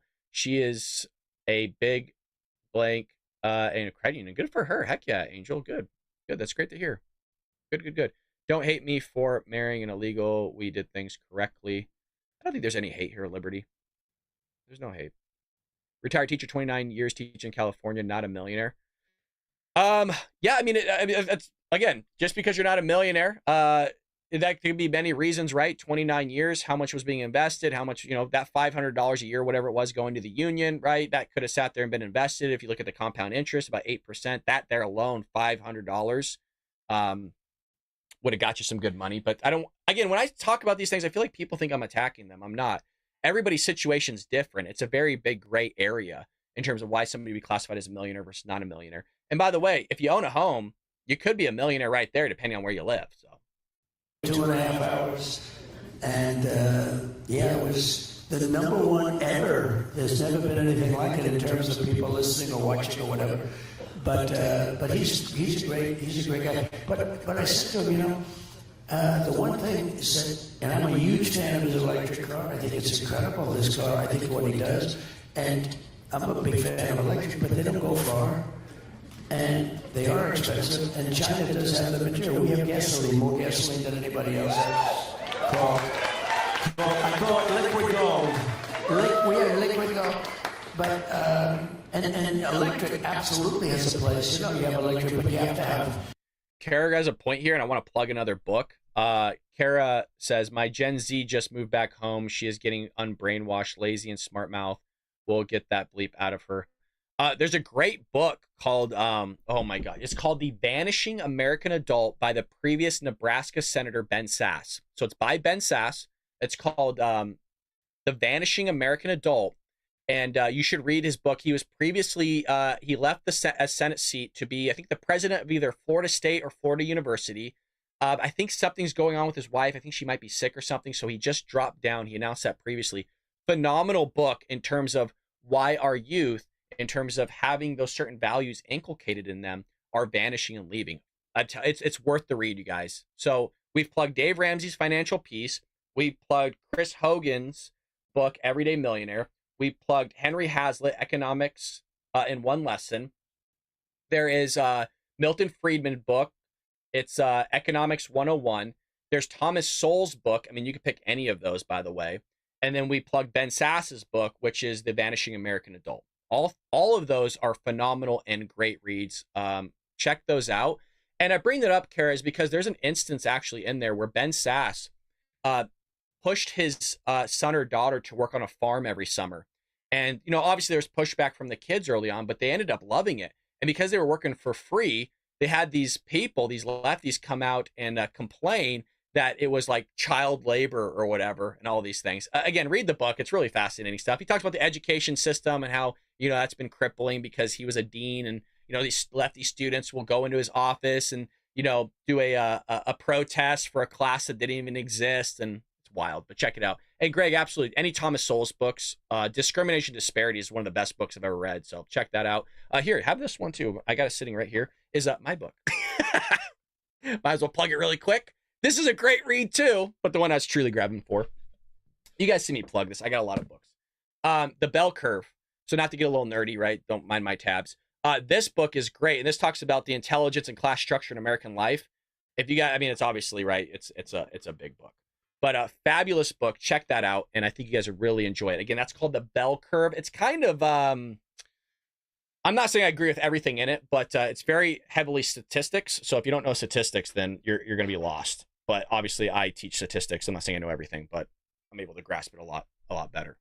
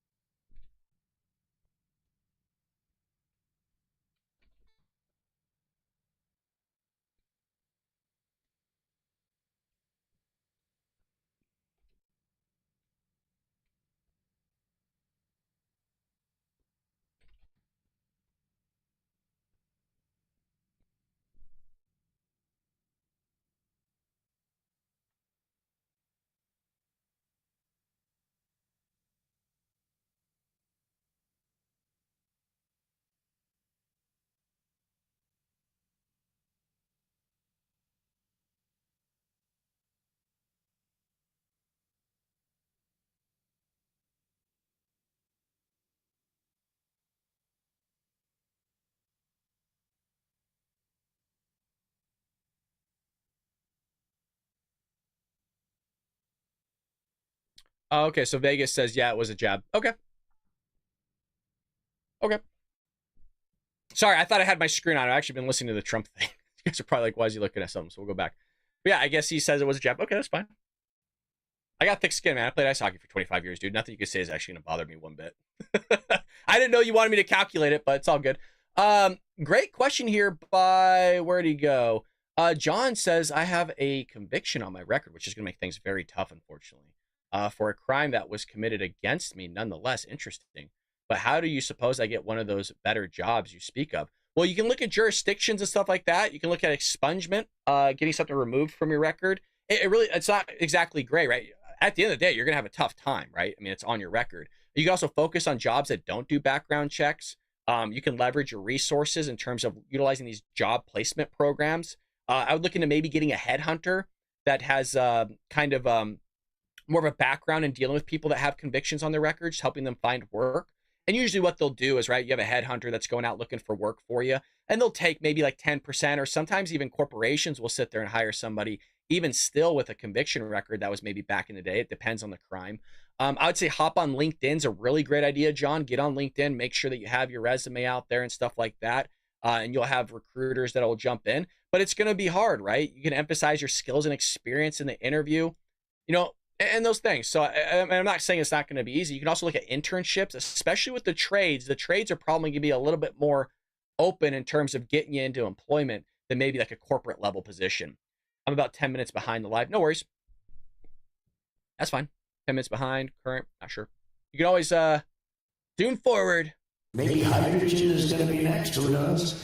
But, the things that they're proposing, it's interesting. I mentioned men playing in women's sports. So the Olympics, we watched the Olympics, right? And did you see the boxing situation? Yes, sir, we did. So you had this beautiful champion Italian female boxer, and she was supposed to be very good against women. And I was watching it for some reason. I find it very interesting. And she was fighting a person that transitioned. And I wouldn't want to fight this person, but transitioned and met certain qualifications. So can you talk about that for a second? Yeah. Because you're talking about Elon Musk. Elon Musk recently did an interview with Jordan Peterson, and he talked about the fact that one of his children has decided that they're transgender. He talked about the woke mind virus. When you look at Tim Walz, who is now Kamala Harris's running partner, he has made the state a sanctuary city, sir, which means that a sanctuary state, for children, that they can go there and have gender surgeries paid for by the government. And so I just ask you, there's been an explosion in the number of children who identify as transgender. And children are being taught that they were born in the wrong body. No, I think Rumble's still going, Karen. Just try to refresh it. So let's talk a little bit about some of the things that you might be able to do as president. Well, you can do everything. President has such power. He does has such power. For instance, you can close the border. You don't need a bill. They keep saying, well, just give us a bill. It's just a vote. They had the worst bill I've ever seen. It was a disaster. And they wouldn't have signed it anyways. They do want open borders. They want to have open borders. They want to have all sorts of things that almost nobody in this room wants. Who I think 85-90% of the country doesn't want if they actually. Absolutely agree with you. But the transgender thing is incredible. Think of it. Your kid goes to school and comes home a few days later with an operation. The school decides what's going to happen with your child. And many of these childs, 15 years later, say, what the hell happened? Who did this to me? They say, who did this to me? It's incredible. Just to finish that boxing, so the Italian girls, and the left is not a hard punch for those of you not into pugilistic affairs. But a left is just sort of a guarding punch, right? So she's fighting this person that's transgender, and the guy, boom, hits her with the left. It was like she got hit by a horse. And then she backed up. It was weird. She's sort of like, and then he hits her with another left, and she said, that's enough, I can't take that. He ended up winning the gold medal. And there was another one who also transgendered, and he or she ended up also winning the gold medal. Tiffany said it, I didn't. See, I'm a politician, I have to be politically correct. I'm a mom, I have to protect my kids. No, but think of it. So the two people, the transgender, the whole thing is crazy. Have you seen the swimming records lately? How about the weightlifting records? That's one of the best. You know, a record that was like for 18 years. They put a quarter of an ounce on one side, quarter of an ounce, a little bit on one, a little bit. I think it held for 18 years. This guy walks along and he beat the record by 150 pounds. It's crazy. The volleyball, we're a championship volleyball players playing against a team, and one or two of the people had transitioned, and the ball was hit so hard into the head of the other girl on the other side that she was knocked out, had a concussion, and she said, she was a championship player, like an All-American player. She said, I played volleyball all my life. I've never seen a ball travel with that speed. It's crazy. And even with all of that, they won't change. And you know what? Everyone's afraid to talk about it. Even the people, not Tiffany, not Tiffany. We're going to fight to keep our girls safe, President Trump. We're going to fight to make sure that our girls have privacy and safety in their bathrooms, and that they have. Kristi Noem, I think, said it best. She said, "We will not allow mediocre men to beat extraordinary women." Yep. That's right. It's also very demeaning to women. I don't know how they get away with it. But the Olympics was the best thing that I've seen, because you really see when these boxers came out, it was so ridiculous, and they just go through it like nothing. And why should women have to swimming to? Why should women have to compete? Now it's sort of hard to get in. I don't know how these two people got in, but they got in because in some cases, you know, they weren't allowed in, so they have a crazy standard going on. But it's so demeaning to women, and women are working so hard to like make a team or to make a record. And these records that are being set now by people that transitioned will not be broken maybe 1,000 years from now by a woman. I don't know. But they're not going to be broken by a woman. It's a very sad thing. And you know, Kamala is totally in favor. Now, she's gone away from everything. You know, she's called the greatest flip-flopper in history. She loves fracking now. She said, there will never be fracking, we will never frack. And everything that she said would do, she's not doing it. There's like 12 or 14 things. There's never been anything like this. And you know, in one way, it makes you very dishonest, because, you know, I could see somebody, throughout history, people have gone into one or two areas where there's a difference. You know, you like something and then all of a sudden but almost every single thing. In fact, we're seriously thinking about sending her tomorrow a MAGA hat because she loves everything we're doing. Hey, quick question, you guys. You always know I appreciate your advice on something. Do you think I came across as an a-hole on that whole minimum wage thing? Was I being disrespectful? Let me know. I really do. You guys know your opinion matters to me. That was not my intention. You know, as I've always said to you guys, I think about the things that I say, and if I came across as too harsh or unempathetic, that's not my heart, okay? So if I offended y'all, free speech. but you know what I mean. You know what I mean? Let me know how you felt like I handled it, or that we talked about and had a discussion. Just let me know. Again, you know I love y'all. We're a community, baby. So just curious is all. Just curious. If I pissed you off, I pissed you off. But you know, it wasn't my intention, okay? Sheesh. So we're going to send her a nice, bright red, Make America Great Again hat. You should do that. I love when J.D. Vance said that he thought maybe she might come out at the debate with a blue suit and a red tie on. That could happen. It's crazy. So, President Trump, you know, our moms are busy women, and they have families and busy lives, right? And many of them never thought that they would get involved in politics and run.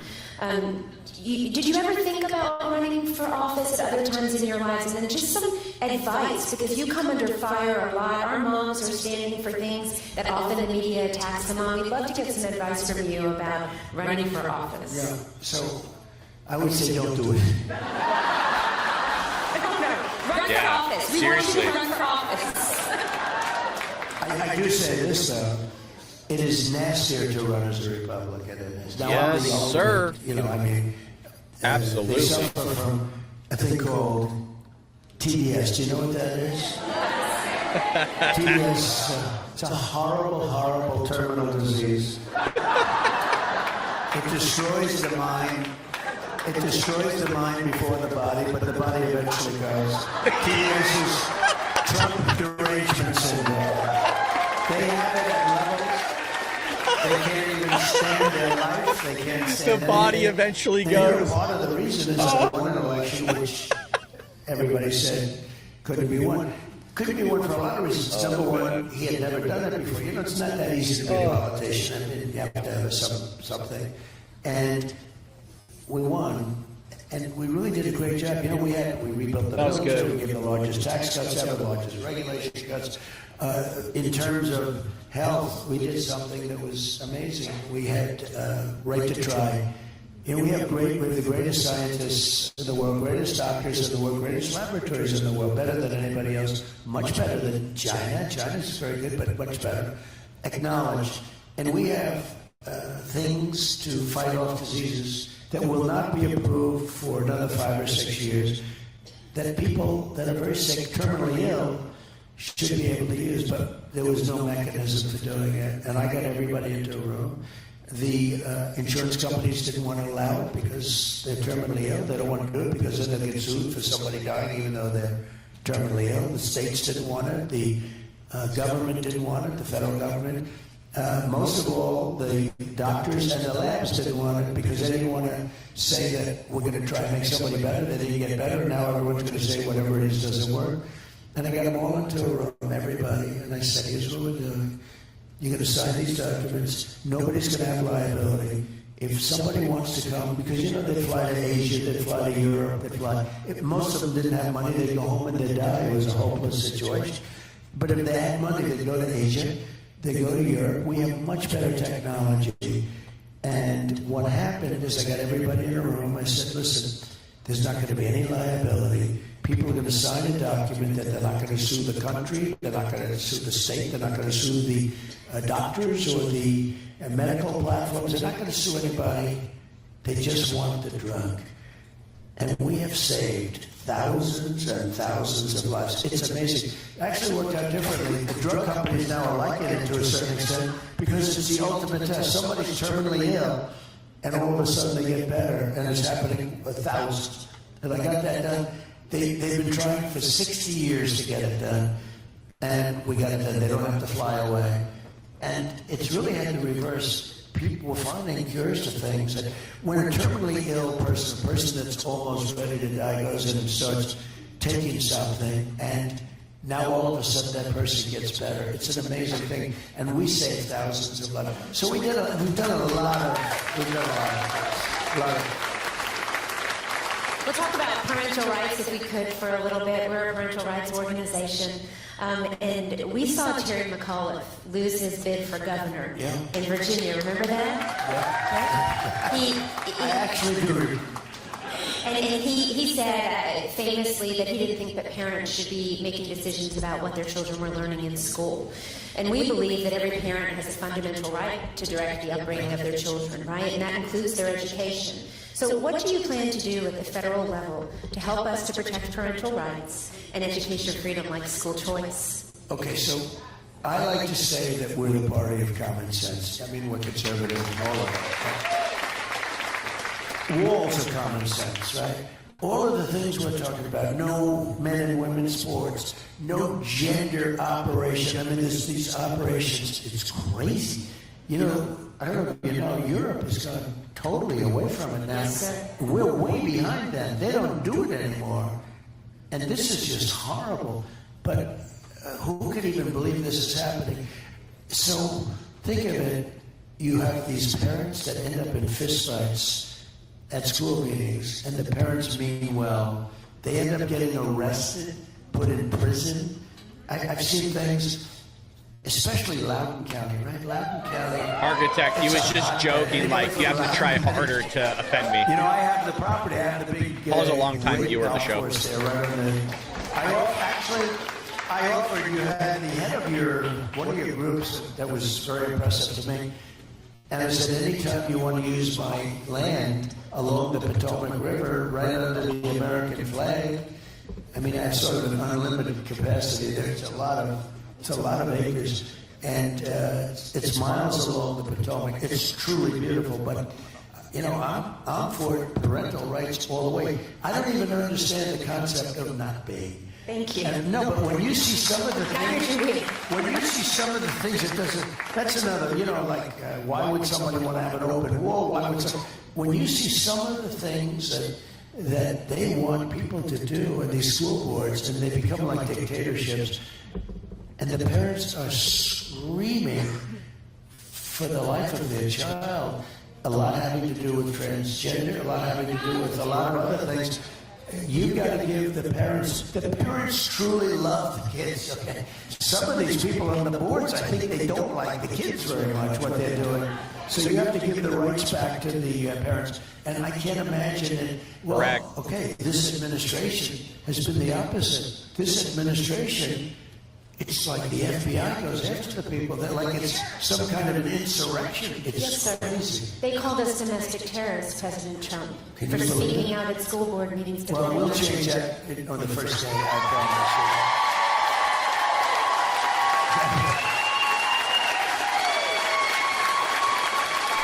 No, can you believe it? You are not a domestic terrorist or a terrorist.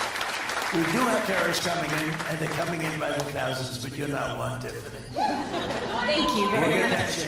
And you know, the president can do that very easily. But you just wonder, where's the mindset to take the parents' rights? I see those meetings, and it does seem like Loudoun has a lot. You know, that Loudoun is the ultimate example of it. It's so vocal. But tell the people in Loudoun County, if you would like to be on the Potomac River, beautiful, having a picnic and talking about taking your rights back, where you're allowed to say, could my son study a little bit of arithmetic instead of something else? Could we teach the kids to read? That's correct. That's very Yeah, good. let's teach them how to read, please. So, let them know that would be my honor. Absolutely will, and thank you for that. We appreciate the support. So, Tina Deskovich, the co-founder of Moms for Liberty, and I, we did a lot of interviews, and there's a lot of international interest, specifically Japan. We get asked for a lot of interviews, and we were talking with a reporter, and we said, you know, why is there so much interest in Moms for Liberty in Japan? And he said, we are watching America's light dim. And we're very concerned, and we want to know what you're doing about it, and you guys are doing something. And so I feel like America is slipping back from the freedom and liberty and the beacon of light that we've been. So how will you take us forward? We're a nation in decline. We are. And it's because of the people that we have leading our nation. We are a nation. You know, I say this, and I said it a little bit in 2016, and I meant it. We had a bad border, but it was like unbelievably good compared to what we have now. I mean, we had a bad border, but it was a regular bad border. This is a border the likes of which there's never been anything like it. This is a horrible.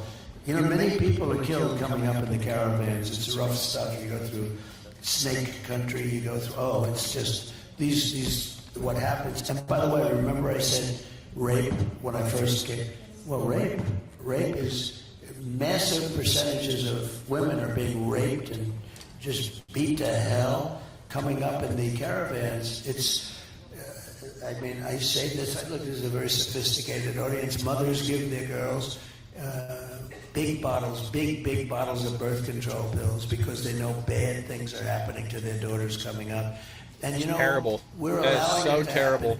We're telling them, come up, we're going to give you education, we're going to give you this. We're getting them to come up. If you say the border is closed And it is close. People aren't going to even come up. Those journeys up, when you talk about death, many people are dying, especially women. Many people are dying on the trips up. They're being mutilated. And it is a nasty. And when I first came, I said, I used the word rape. I remember I got great marks for the speech when I first announced I was running. I remember that in the lobby of Trump Tower. And 2 days later, I think the Times called, did you say rape?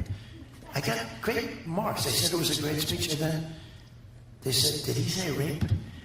And I said, yeah, I said rape. That's what's happening. Tremendous levels. And after that, it was like, that's when it all began. And it was like incredible what they said. Well, what I said is nothing compared to what the fact is. It is a horrible thing. Those caravans are mean. And you have people, 10 to 20, 25,000 people coming up in these massive caravans. And there's tremendous death and injury and they have a massive caravan right now heading up. Massive. And we're causing this. But I did mention that word, and now everyone's saying, Trump was right. Trump was right. But you have to go through hell, and you have to say it. And I respect you so much because you speak up. Like you said, no, we're all for that, right?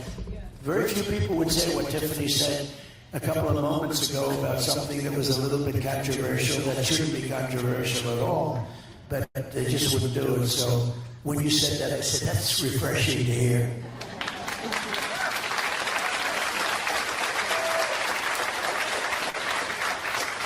I just want to thank you for taking the time to meet with so many of the victims' families of crime that we've seen. Lincoln Riley's family, for example.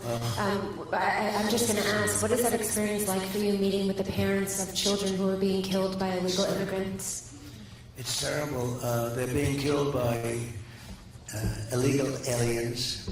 There's no correct term because any term you use, they criticize you. You shouldn't use the word alien. You shouldn't use the word migrant. They want to take all the words away so that you can't talk about the subject anymore. That's exactly right. But Lincoln was this beautiful young woman who was savagely beaten and killed by a migrant. But there are many of them. I can tell you the parents will never be the same. I was at the border 3 days ago with 3 people, 2 where their child was killed, and 1 where she was badly injured. Beautiful woman. She was badly hurt. They stole a car. She tried to stop them, and they ran her over, and this and that. She was, thought she was going to be dead, but she had a terrible fracture in the head. And I had a case that was very interesting. The 13 people that were killed in Afghanistan, you all know about that. That was grossly incompetent. Getting out was fine because I was going to get out. I would have been out before then, but we had an election that happened.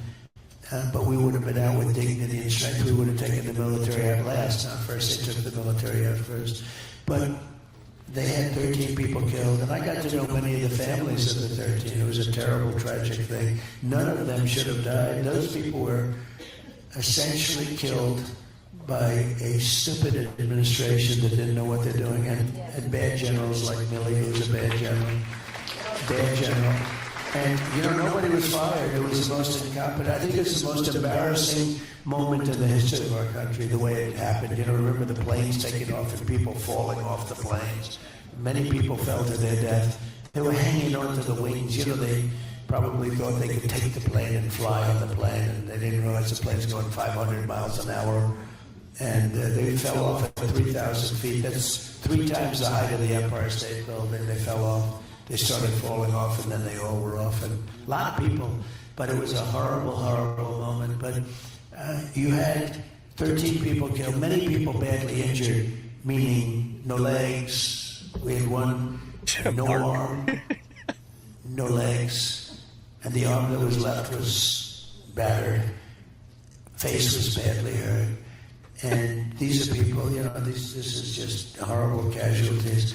But I got to know the people, and I felt very badly, and they viewed me as their president, frankly, and I don't want to do anything about it. I don't want to say that, but they viewed me, and I everybody knew because it was covered, but not covered like the press should cover it. I mean, the press doesn't talk about bad things. I mean, they don't talk about what happened in Afghanistan anymore with the Taliban, with that horrible leaving. It wasn't the leaving. It was great to leave because, they were there for like 20 years, and we were leaving, but we were going to keep Bagram, which is one of the biggest Air Force bases in the world, and we were keeping it not because of Afghanistan, but because of China, because it was 1 hour away from where China makes its nuclear weapons, so we were keeping that. And it would have been fine, but it was time now to turn it over. Despite the threat to democracy, I did turn that over. I didn't say, they said, you'll never give it over. These people are crazy. They're crazy. But anyway, so I gave it over, and they took over. And I didn't have anybody killed in Afghanistan for 18 months. I had a long talk with the head of the Taliban, who's really the boss. And his name is Abdul. And I said, Abdul, don't do it. You don't do it. And he said, but why, sir? Why do you send me a picture of my home? Abdul, you'll have to figure that one out. He went, but why do you send me a picture of my home, Your Excellency? He called me Your Excellency. And he was fine. Look, I said, you can't do it. You can't you hit any. They had snipers that were killing our people. Our wonderful soldiers, snipers from a long distance. And we didn't lose one person in 18 months. And then we had this catastrophe happen, which should have never happened. We had them in good shape, but we had to get out. It's ridiculous that we were there. And we left $85 billion worth of equipment. They became brand new equipment, too. Equipment that I bought. They left brand new goggles, tanks, planes. We left it there instead of taking it out. I remember when Milley told me, General Milley, he's one of the woke guys, he was saying, you know all about him, he's bad general. But he was saying, sure, I think we should leave the equipment behind. I said, why? Because I was talking about getting out. And I was going to get out. I brought it down to the number of men, but we had to keep Bagram. You got to keep the Air Force, the big base. Built many years ago for billions and billions of dollars. They said, sir, we should leave the equipment behind. Why? Well, it's much less expensive. I said, wait a minute. We got a $150 million airplane, and we could fill it up with a little gas, a tank of airplane fuel, and fly it to Pakistan or fly it all the way back home. You think it's cheaper to leave it? And it's a new plane? You think it's cheaper? You think it's cheaper to leave Army tanks where we can put them in a trailer? Yes, sir, it's cheaper. I said, this guy is really bad. It's true. And that's what I lost total respect for the guy. I didn't have a lot because you never got good news. I want people where there's good news, Like the general I used to knock out I knocked out 100% of ISIS. It was supposed to take 5 years. It took about 4 weeks, right? We have a great military. I tell you, I had a great general in charge of that. And he knocked the hell out of him. He said, sir, I can do it in about 4 weeks. I said, why didn't they do it before? Sir, they didn't want to really fight. They wanted to be politically correct, sure. But it was amazing. We have, I just say to this room, we have a great military. And our military, our real military is not going to be woke. You couldn't convince them to be woke if you stood at them all day for the next 10 years. But the guys on television are woke, and a lot of the top people are woke, but they'll all be gone pretty quick. They're going to all be gone. You get them out. When I was in Milwaukee, I got to meet some of the Gold Star families. And we had a big problem. So I was called by these families, and there were probably 4 of them. There was also somebody very badly injured with the legs and everything. And they asked me, would it be possible 2 days ago, right, to go to Arlington National Cemetery to celebrate the life of their children who had been killed 3 years ago. And this was the whole thing, the whole disaster in Afghanistan, where they set off a bomb and probably 500 people were killed altogether. And we got to think of the other side also, but it was a terrible thing.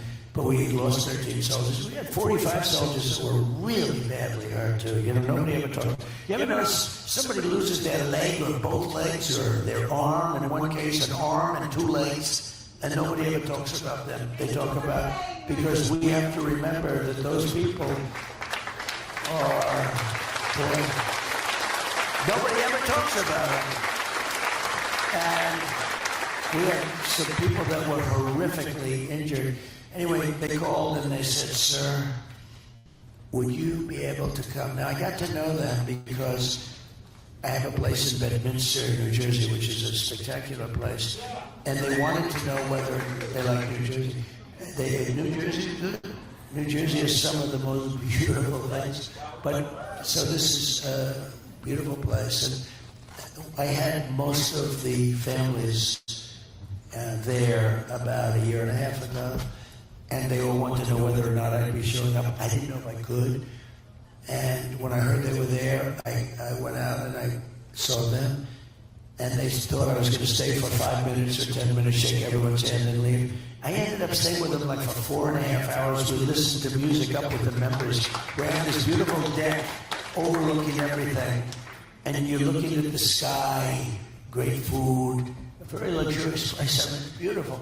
And we had, I don't know, like 20, 25 people, you know, members of the family of these 13 people, most of the 13. And we ended up listening to music, Elvis and Elton John and everybody. And certain songs were very sad, and I'd point to the sky. I said, your son is looking down at you, and he's very proud. Oh, the people, it was like crazy. I was with him like for 4.5 hours. My 15 minutes, do you think we could get him to stay for 15 minutes? Could he sign something, a picture of my son? So I ended up staying there, and I got to know him. And I got a call a little while ago, like a week, 2 weeks, and they asked whether or not it would be possible to go to Arlington National Cemetery 2 days ago. And also, could I stay for the changing of the guard and the whole thing, which was beautiful. I did that. But it was very tough for me to get there because I was doing something else. I had to get out of something that was not easy to get out of. And I did that, and I did the changing, and then they said, could you come with us to the graves, which is quite a bit away. You know, you had to go into cars and go into, you know, through the cemetery, beautiful Arlington Cemetery. And I did that, and I was getting absolutely killed because they're calling me. They're saying, "Sir, we got a lot of people waiting." I said, "Don't worry about it. Let them wait." And I did it. And they're looking at the graves, and they're explaining. One of the mothers was saying, and I've had this a lot, actually. "Sir, could I tell you about my son?" "Yes." She said, "Sir, he was a good football player. He was a quarterback. He had a very strong arm.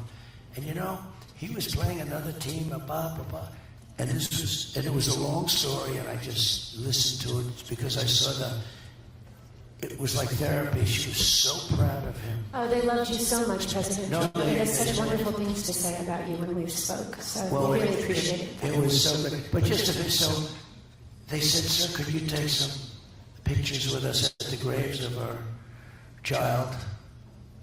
And, you know, the child, because the child, maybe 22 or 24, but that's their child, right? They're not saying, at the grave of the man, you know, there's nothing political or anything. This was their child. This was their baby. Could you take a picture with it? And these people are devastated. These people can never, ever be the same. And it was all because of Biden, okay? I'll get in trouble. I don't care.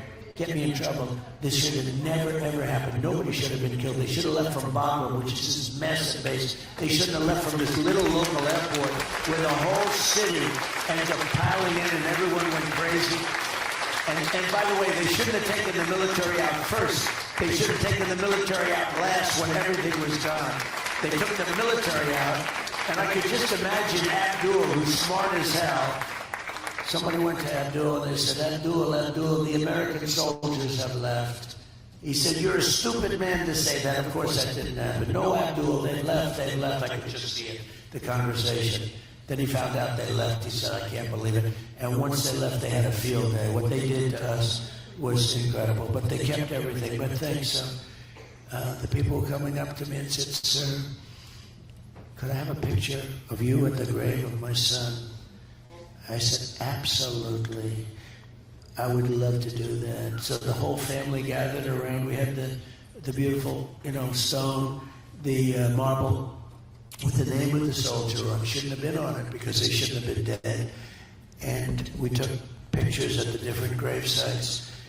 And that was it. It was beautiful. And they were all crying. Everybody was crying. It was very sad. They're terrible, terrible. It's even worse when there was no reason for it to happen. It makes it even worse. It's one thing, it's a war. But here's the thing. It shouldn't have happened. Just incompetent. It was the most embarrassing day in the history of our country, but it shouldn't have happened. And these kids shouldn't have been dead. And the 45 people that were so badly hurt, and frankly, the 300 people, mostly civilians from the other side, they shouldn't have been dead. Just a grossly incompetent group of people. So, thank you for respecting our dead, Mr. President. Thank you very much. Thank you. Just to finish, thank you very much. Appreciate it. So, but just to finish. So I took pictures. I said to people, should I tell this? I told this once today. I said, should I tell it? Because I think it's a terrible thing. So I stood with the mothers, fathers, sometimes both, sometimes a sister. There was a sister, beautiful sister, who also had some difficulty because of a war injury. But I stood with different people over different graves and took pictures. I didn't want to take pictures, but I wanted to take them if they wanted to take them. And the former president of the United States is with them. They're very happy about that, as happy as they can be, because they'll never be happy. And I took pictures, and that was it. And I left, and we said goodbye, and it was beautiful, actually. And then I get a call that night, sir, we're getting a complaint from the White House that you used the soldiers for publicity pictures and for public relations. And I said, I can't believe it. And I said, I can't believe it. So here's a guy that he killed those people, okay? These people were killed by Biden as far as I'm concerned. And then I get a call, and I'm taking pictures. These are pictures with parents, etc., sisters, brothers, people that are laying in the ground right there, shouldn't be dead. And I get a call. And I actually got a lot of bad publicity. They said President Trump spent time at Arlington National Cemetery taking pictures of things. It's just so disgusting. And I'll tell you, if you haven't noticed, I get a lot of publicity. I don't need that publicity. I don't need that publicity. It doesn't. I get a lot. I get too much. I'd like to have half the publicity. I want to hire a PR person to get me half the publicity, all right? But no, what do you hire PR people for? But I just thought it was such a terrible thing. So I just want to tell you, I think it meant an incredible amount to them. I know it did. They've spoken about it. And thank you for loving the American people. Thank you for working to make America great again. Thank you. So we thank you for your time today, spending time with us. I want to tell you, Moms for Liberty is a nonpartisan, nonprofit organization. And we only endorse in school board races. But I want to tell you personally, sir, that I endorse you for president of the United States. That's really nice. Wow. We're not going anywhere, folks. Like I said, this is a hangout session. We'll be around a little bit longer here. Something I want to kind of highlight here while we were watching that was, isn't this Kamala Harris and Joe Biden? Isn't this Kamala Harris and Joe Biden at Arlington? You guys tell me. Weird. Really weird. Looks like cameras.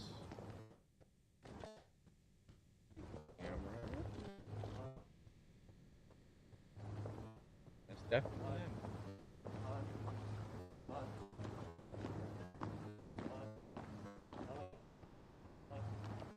I appreciate you, Vegas. Thanks for coming in, man. Appreciate it.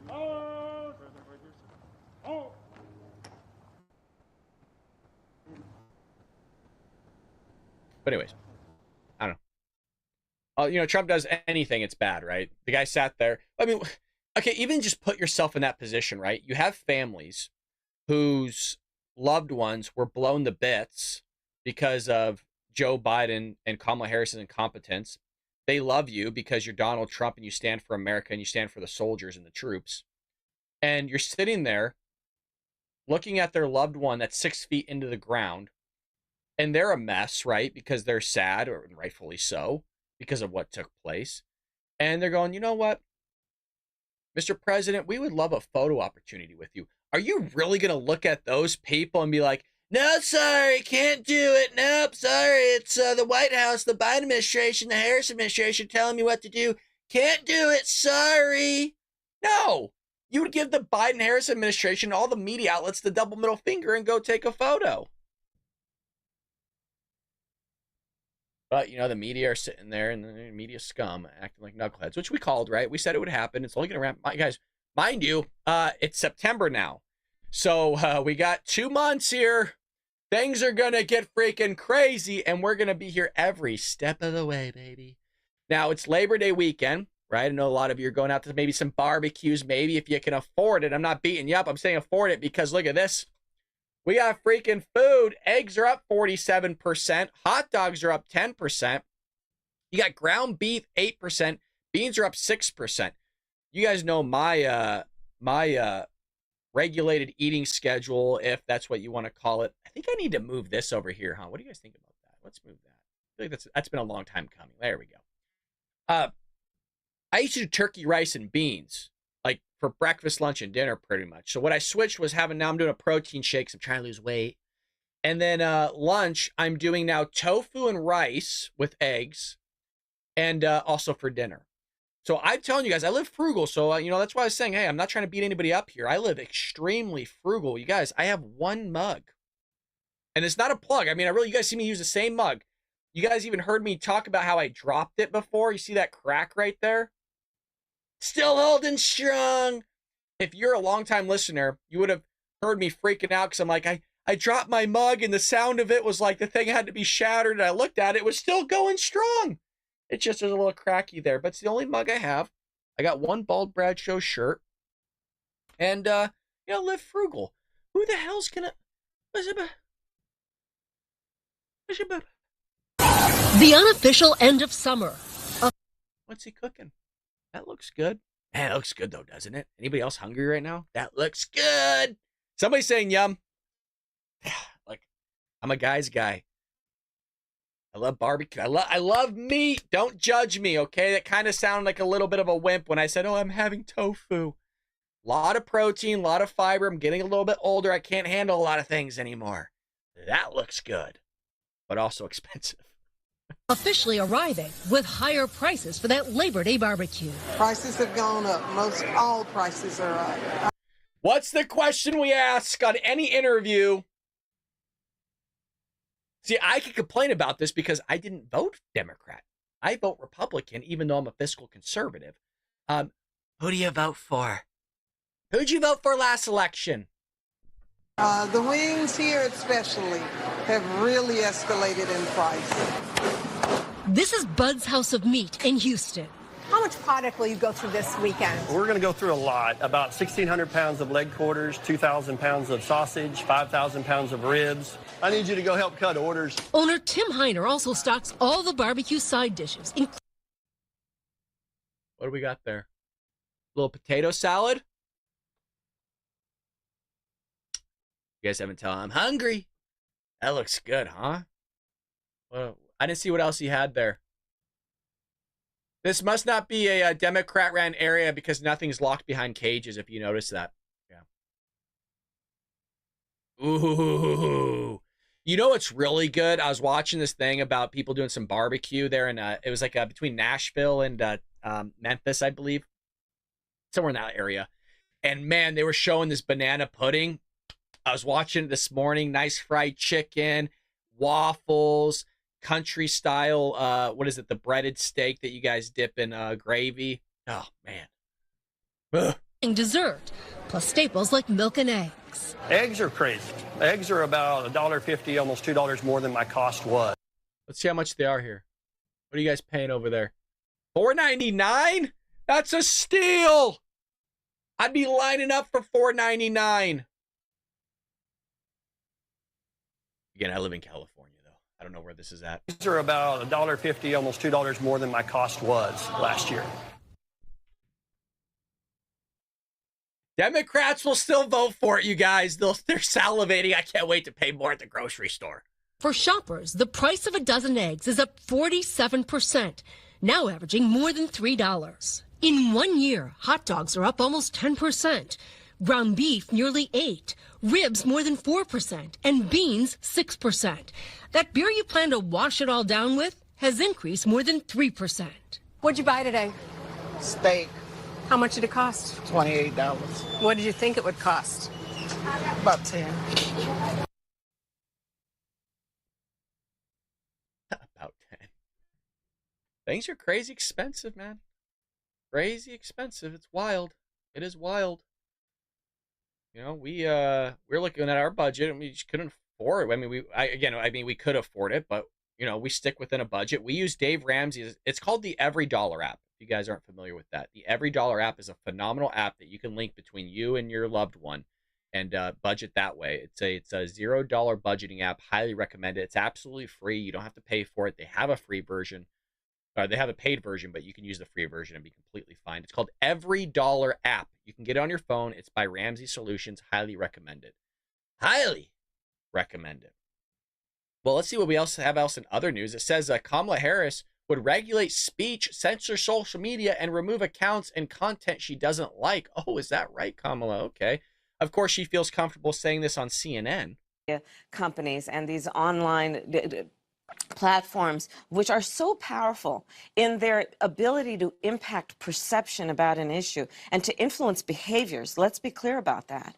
There have to be standards, and he and his account should be taken down. We saw in El Paso that shooter in his manifesto was informed by how Donald Trump uses that platform. And this is a matter of corporate responsibility. Twitter should be held accountable and shut down that site. It is a matter of safety and corporate accountability. Oh, thank you. Stop it. It's a matter of safety. We talked about this on the show. See, that's what they do. Language now hurts you guys. Language is harmful. Language can kill people. Language can do this or that. That's what it's all about, your safety. They did the same thing with COVID, right? People just gave up their rights because of your safety. It's all about safety. When they start using that language, your ears should perk up big time, because that means they're about to limit your liberties and your freedoms, folks.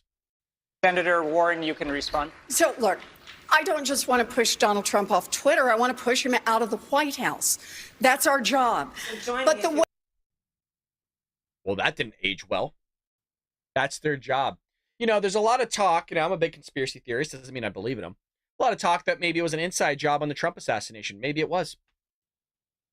Maybe it was. Democrat Party, their wallets run pretty deep. They seem to be in control of a lot of the deep state, a lot of these bureaucrats, the managerial class that stays in office, regardless of who's president. So, yeah, maybe that was their plan. There's a lot of talk about, hey, he's a threat, right? He's going to destroy the democracy, all these things.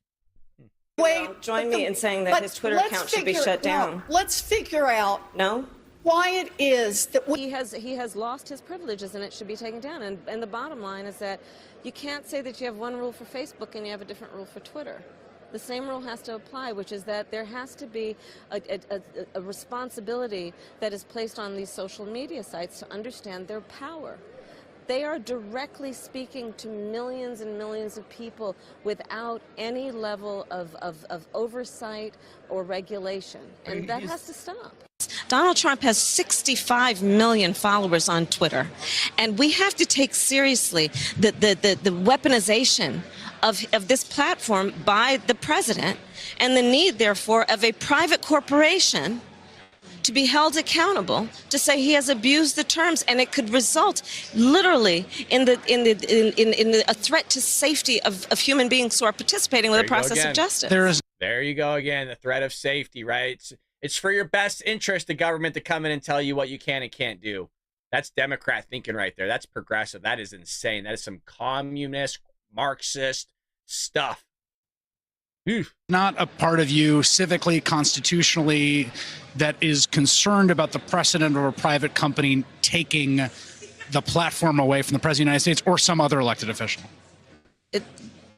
free speech does not condone or protect threats to the safety of other human beings. And so that is what we are talking about. Like, let's be really clear about what we're talking about. I think we need to push back on this. There's no guarantee to free speech on misinformation or hate speech, and especially around our... Insane. Insane. There is one specific party that wants to chisel away at your rights, and you're looking at them right now, the Democrat Party. You don't see Republicans going out and limiting freedom of speech. You don't see Republicans going out wanting to increase your taxes. You don't see, I mean, that's, you don't have a right, but you know what I'm saying. We'll go as far as you don't see Republicans or conservatives wanting to limit your Second Amendment rights. No. It's one party. Our democracy.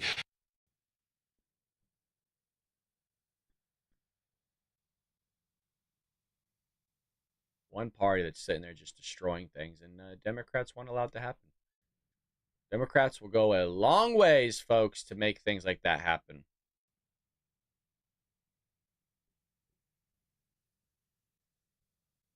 Democrat, all the worse is really just communism. Yep. That's why I don't know why they're still called the Democrat Party anymore with Kamala Harris at the helm. Like, even Joe Biden. Joe Biden used to be a Democrat, man. That boy went far left. Far left. He was appeasing that crowd big time. A big freaking time. Let's see what else we have in the news going on here. Let's see if there's any kind of some breaking news for us that we might be able to cover. I know there was talks that Tim Walz's, his brother endorsed Trump, but I haven't seen if that was actually confirmed that he in fact did it. I heard there was rumors that might be taking place. MSNBC host enraged over polls showing Trump would win if election were being held today. Is that right? Let's take a peek at this in just one moment. Would love to know if that's actually true. It says here, MSNBC host Chris Hayes fumed over new poll results showing former President Trump as the favorite in the Electoral College and therefore the presidency in November. They're going to lose their minds. There's a new pollster out. Let's see what the poll was here. The poll was from Nate Silver, I believe, who's always talked about. And it says that while Harris is leading 3.8 points in the national poll tracker and is slated to win the popular vote, the nuances election of the forecast predicts Trump would win electorally and win the White House with a 52.4%. So it's still razor thin margins. I don't know the margin of error on that. So the margin of error is about 3%. Then it's still kind of a toss up. But it's tight, you guys. Like, look, you can't afford not to go out to the polls this November, regardless of ever who you're voting for. Like, I don't know what to say. I don't know what's going to happen, right? Because if they end up getting all three branches of government, you're going to be kissing a lot of things goodbye, and quite frankly, don't know if you're going to see it again in a long time. And they will do it. I wouldn't put them past them to try all the shenanigans they've been doing, and the media will get behind all of it. The media is salivating at all of this. And mind you, the media is not going to mind if Trump gets back in office because they're just going to sit there and go after the guy again. They need Trump back in office. I mean, CNN's ratings suck. There's straight up YouTubers and people on Rumble that get more views than actual CNN and these mainstream media outlets. It's a pretty remarkable thing. But I think we'll end the stream there. There's a few other things going on, but something that I think we can hold off maybe till tomorrow or Monday. We will be live Monday, you guys, for our normal programming. I know it's the day off, but would love for you to join us nonetheless. Always great hanging out with you guys. We streamed for over 2 hours, which is a long time, but yeah, I don't trust polls that much anymore as well. Yeah, I'm right there with you. Shaver said, vote early, bank your vote. Love that, sir. You're absolutely correct over there on Rumble. Couldn't agree with you more. Our media is paid off by China. China or somebody. I don't know who's paying them off, but it's somebody, folks. And it's whoever's enabling this Democrat stuff. John says, and therefore thinking they are saving democracy by voting Democrat. I know, right? Isn't that crazy? Crazy. Well, folks, appreciate you. I hope you have a lovely Labor Day weekend. If I don't see you Monday, but I hope I do, Monday morning, 6 a.m. Pacific Standard Time, sharp, bright and early. We'll be back here with the news. And with that being said, take care of yourselves, folks. Be safe. Don't do anything stupid. And have a lovely Labor Day weekend. Take care, folks.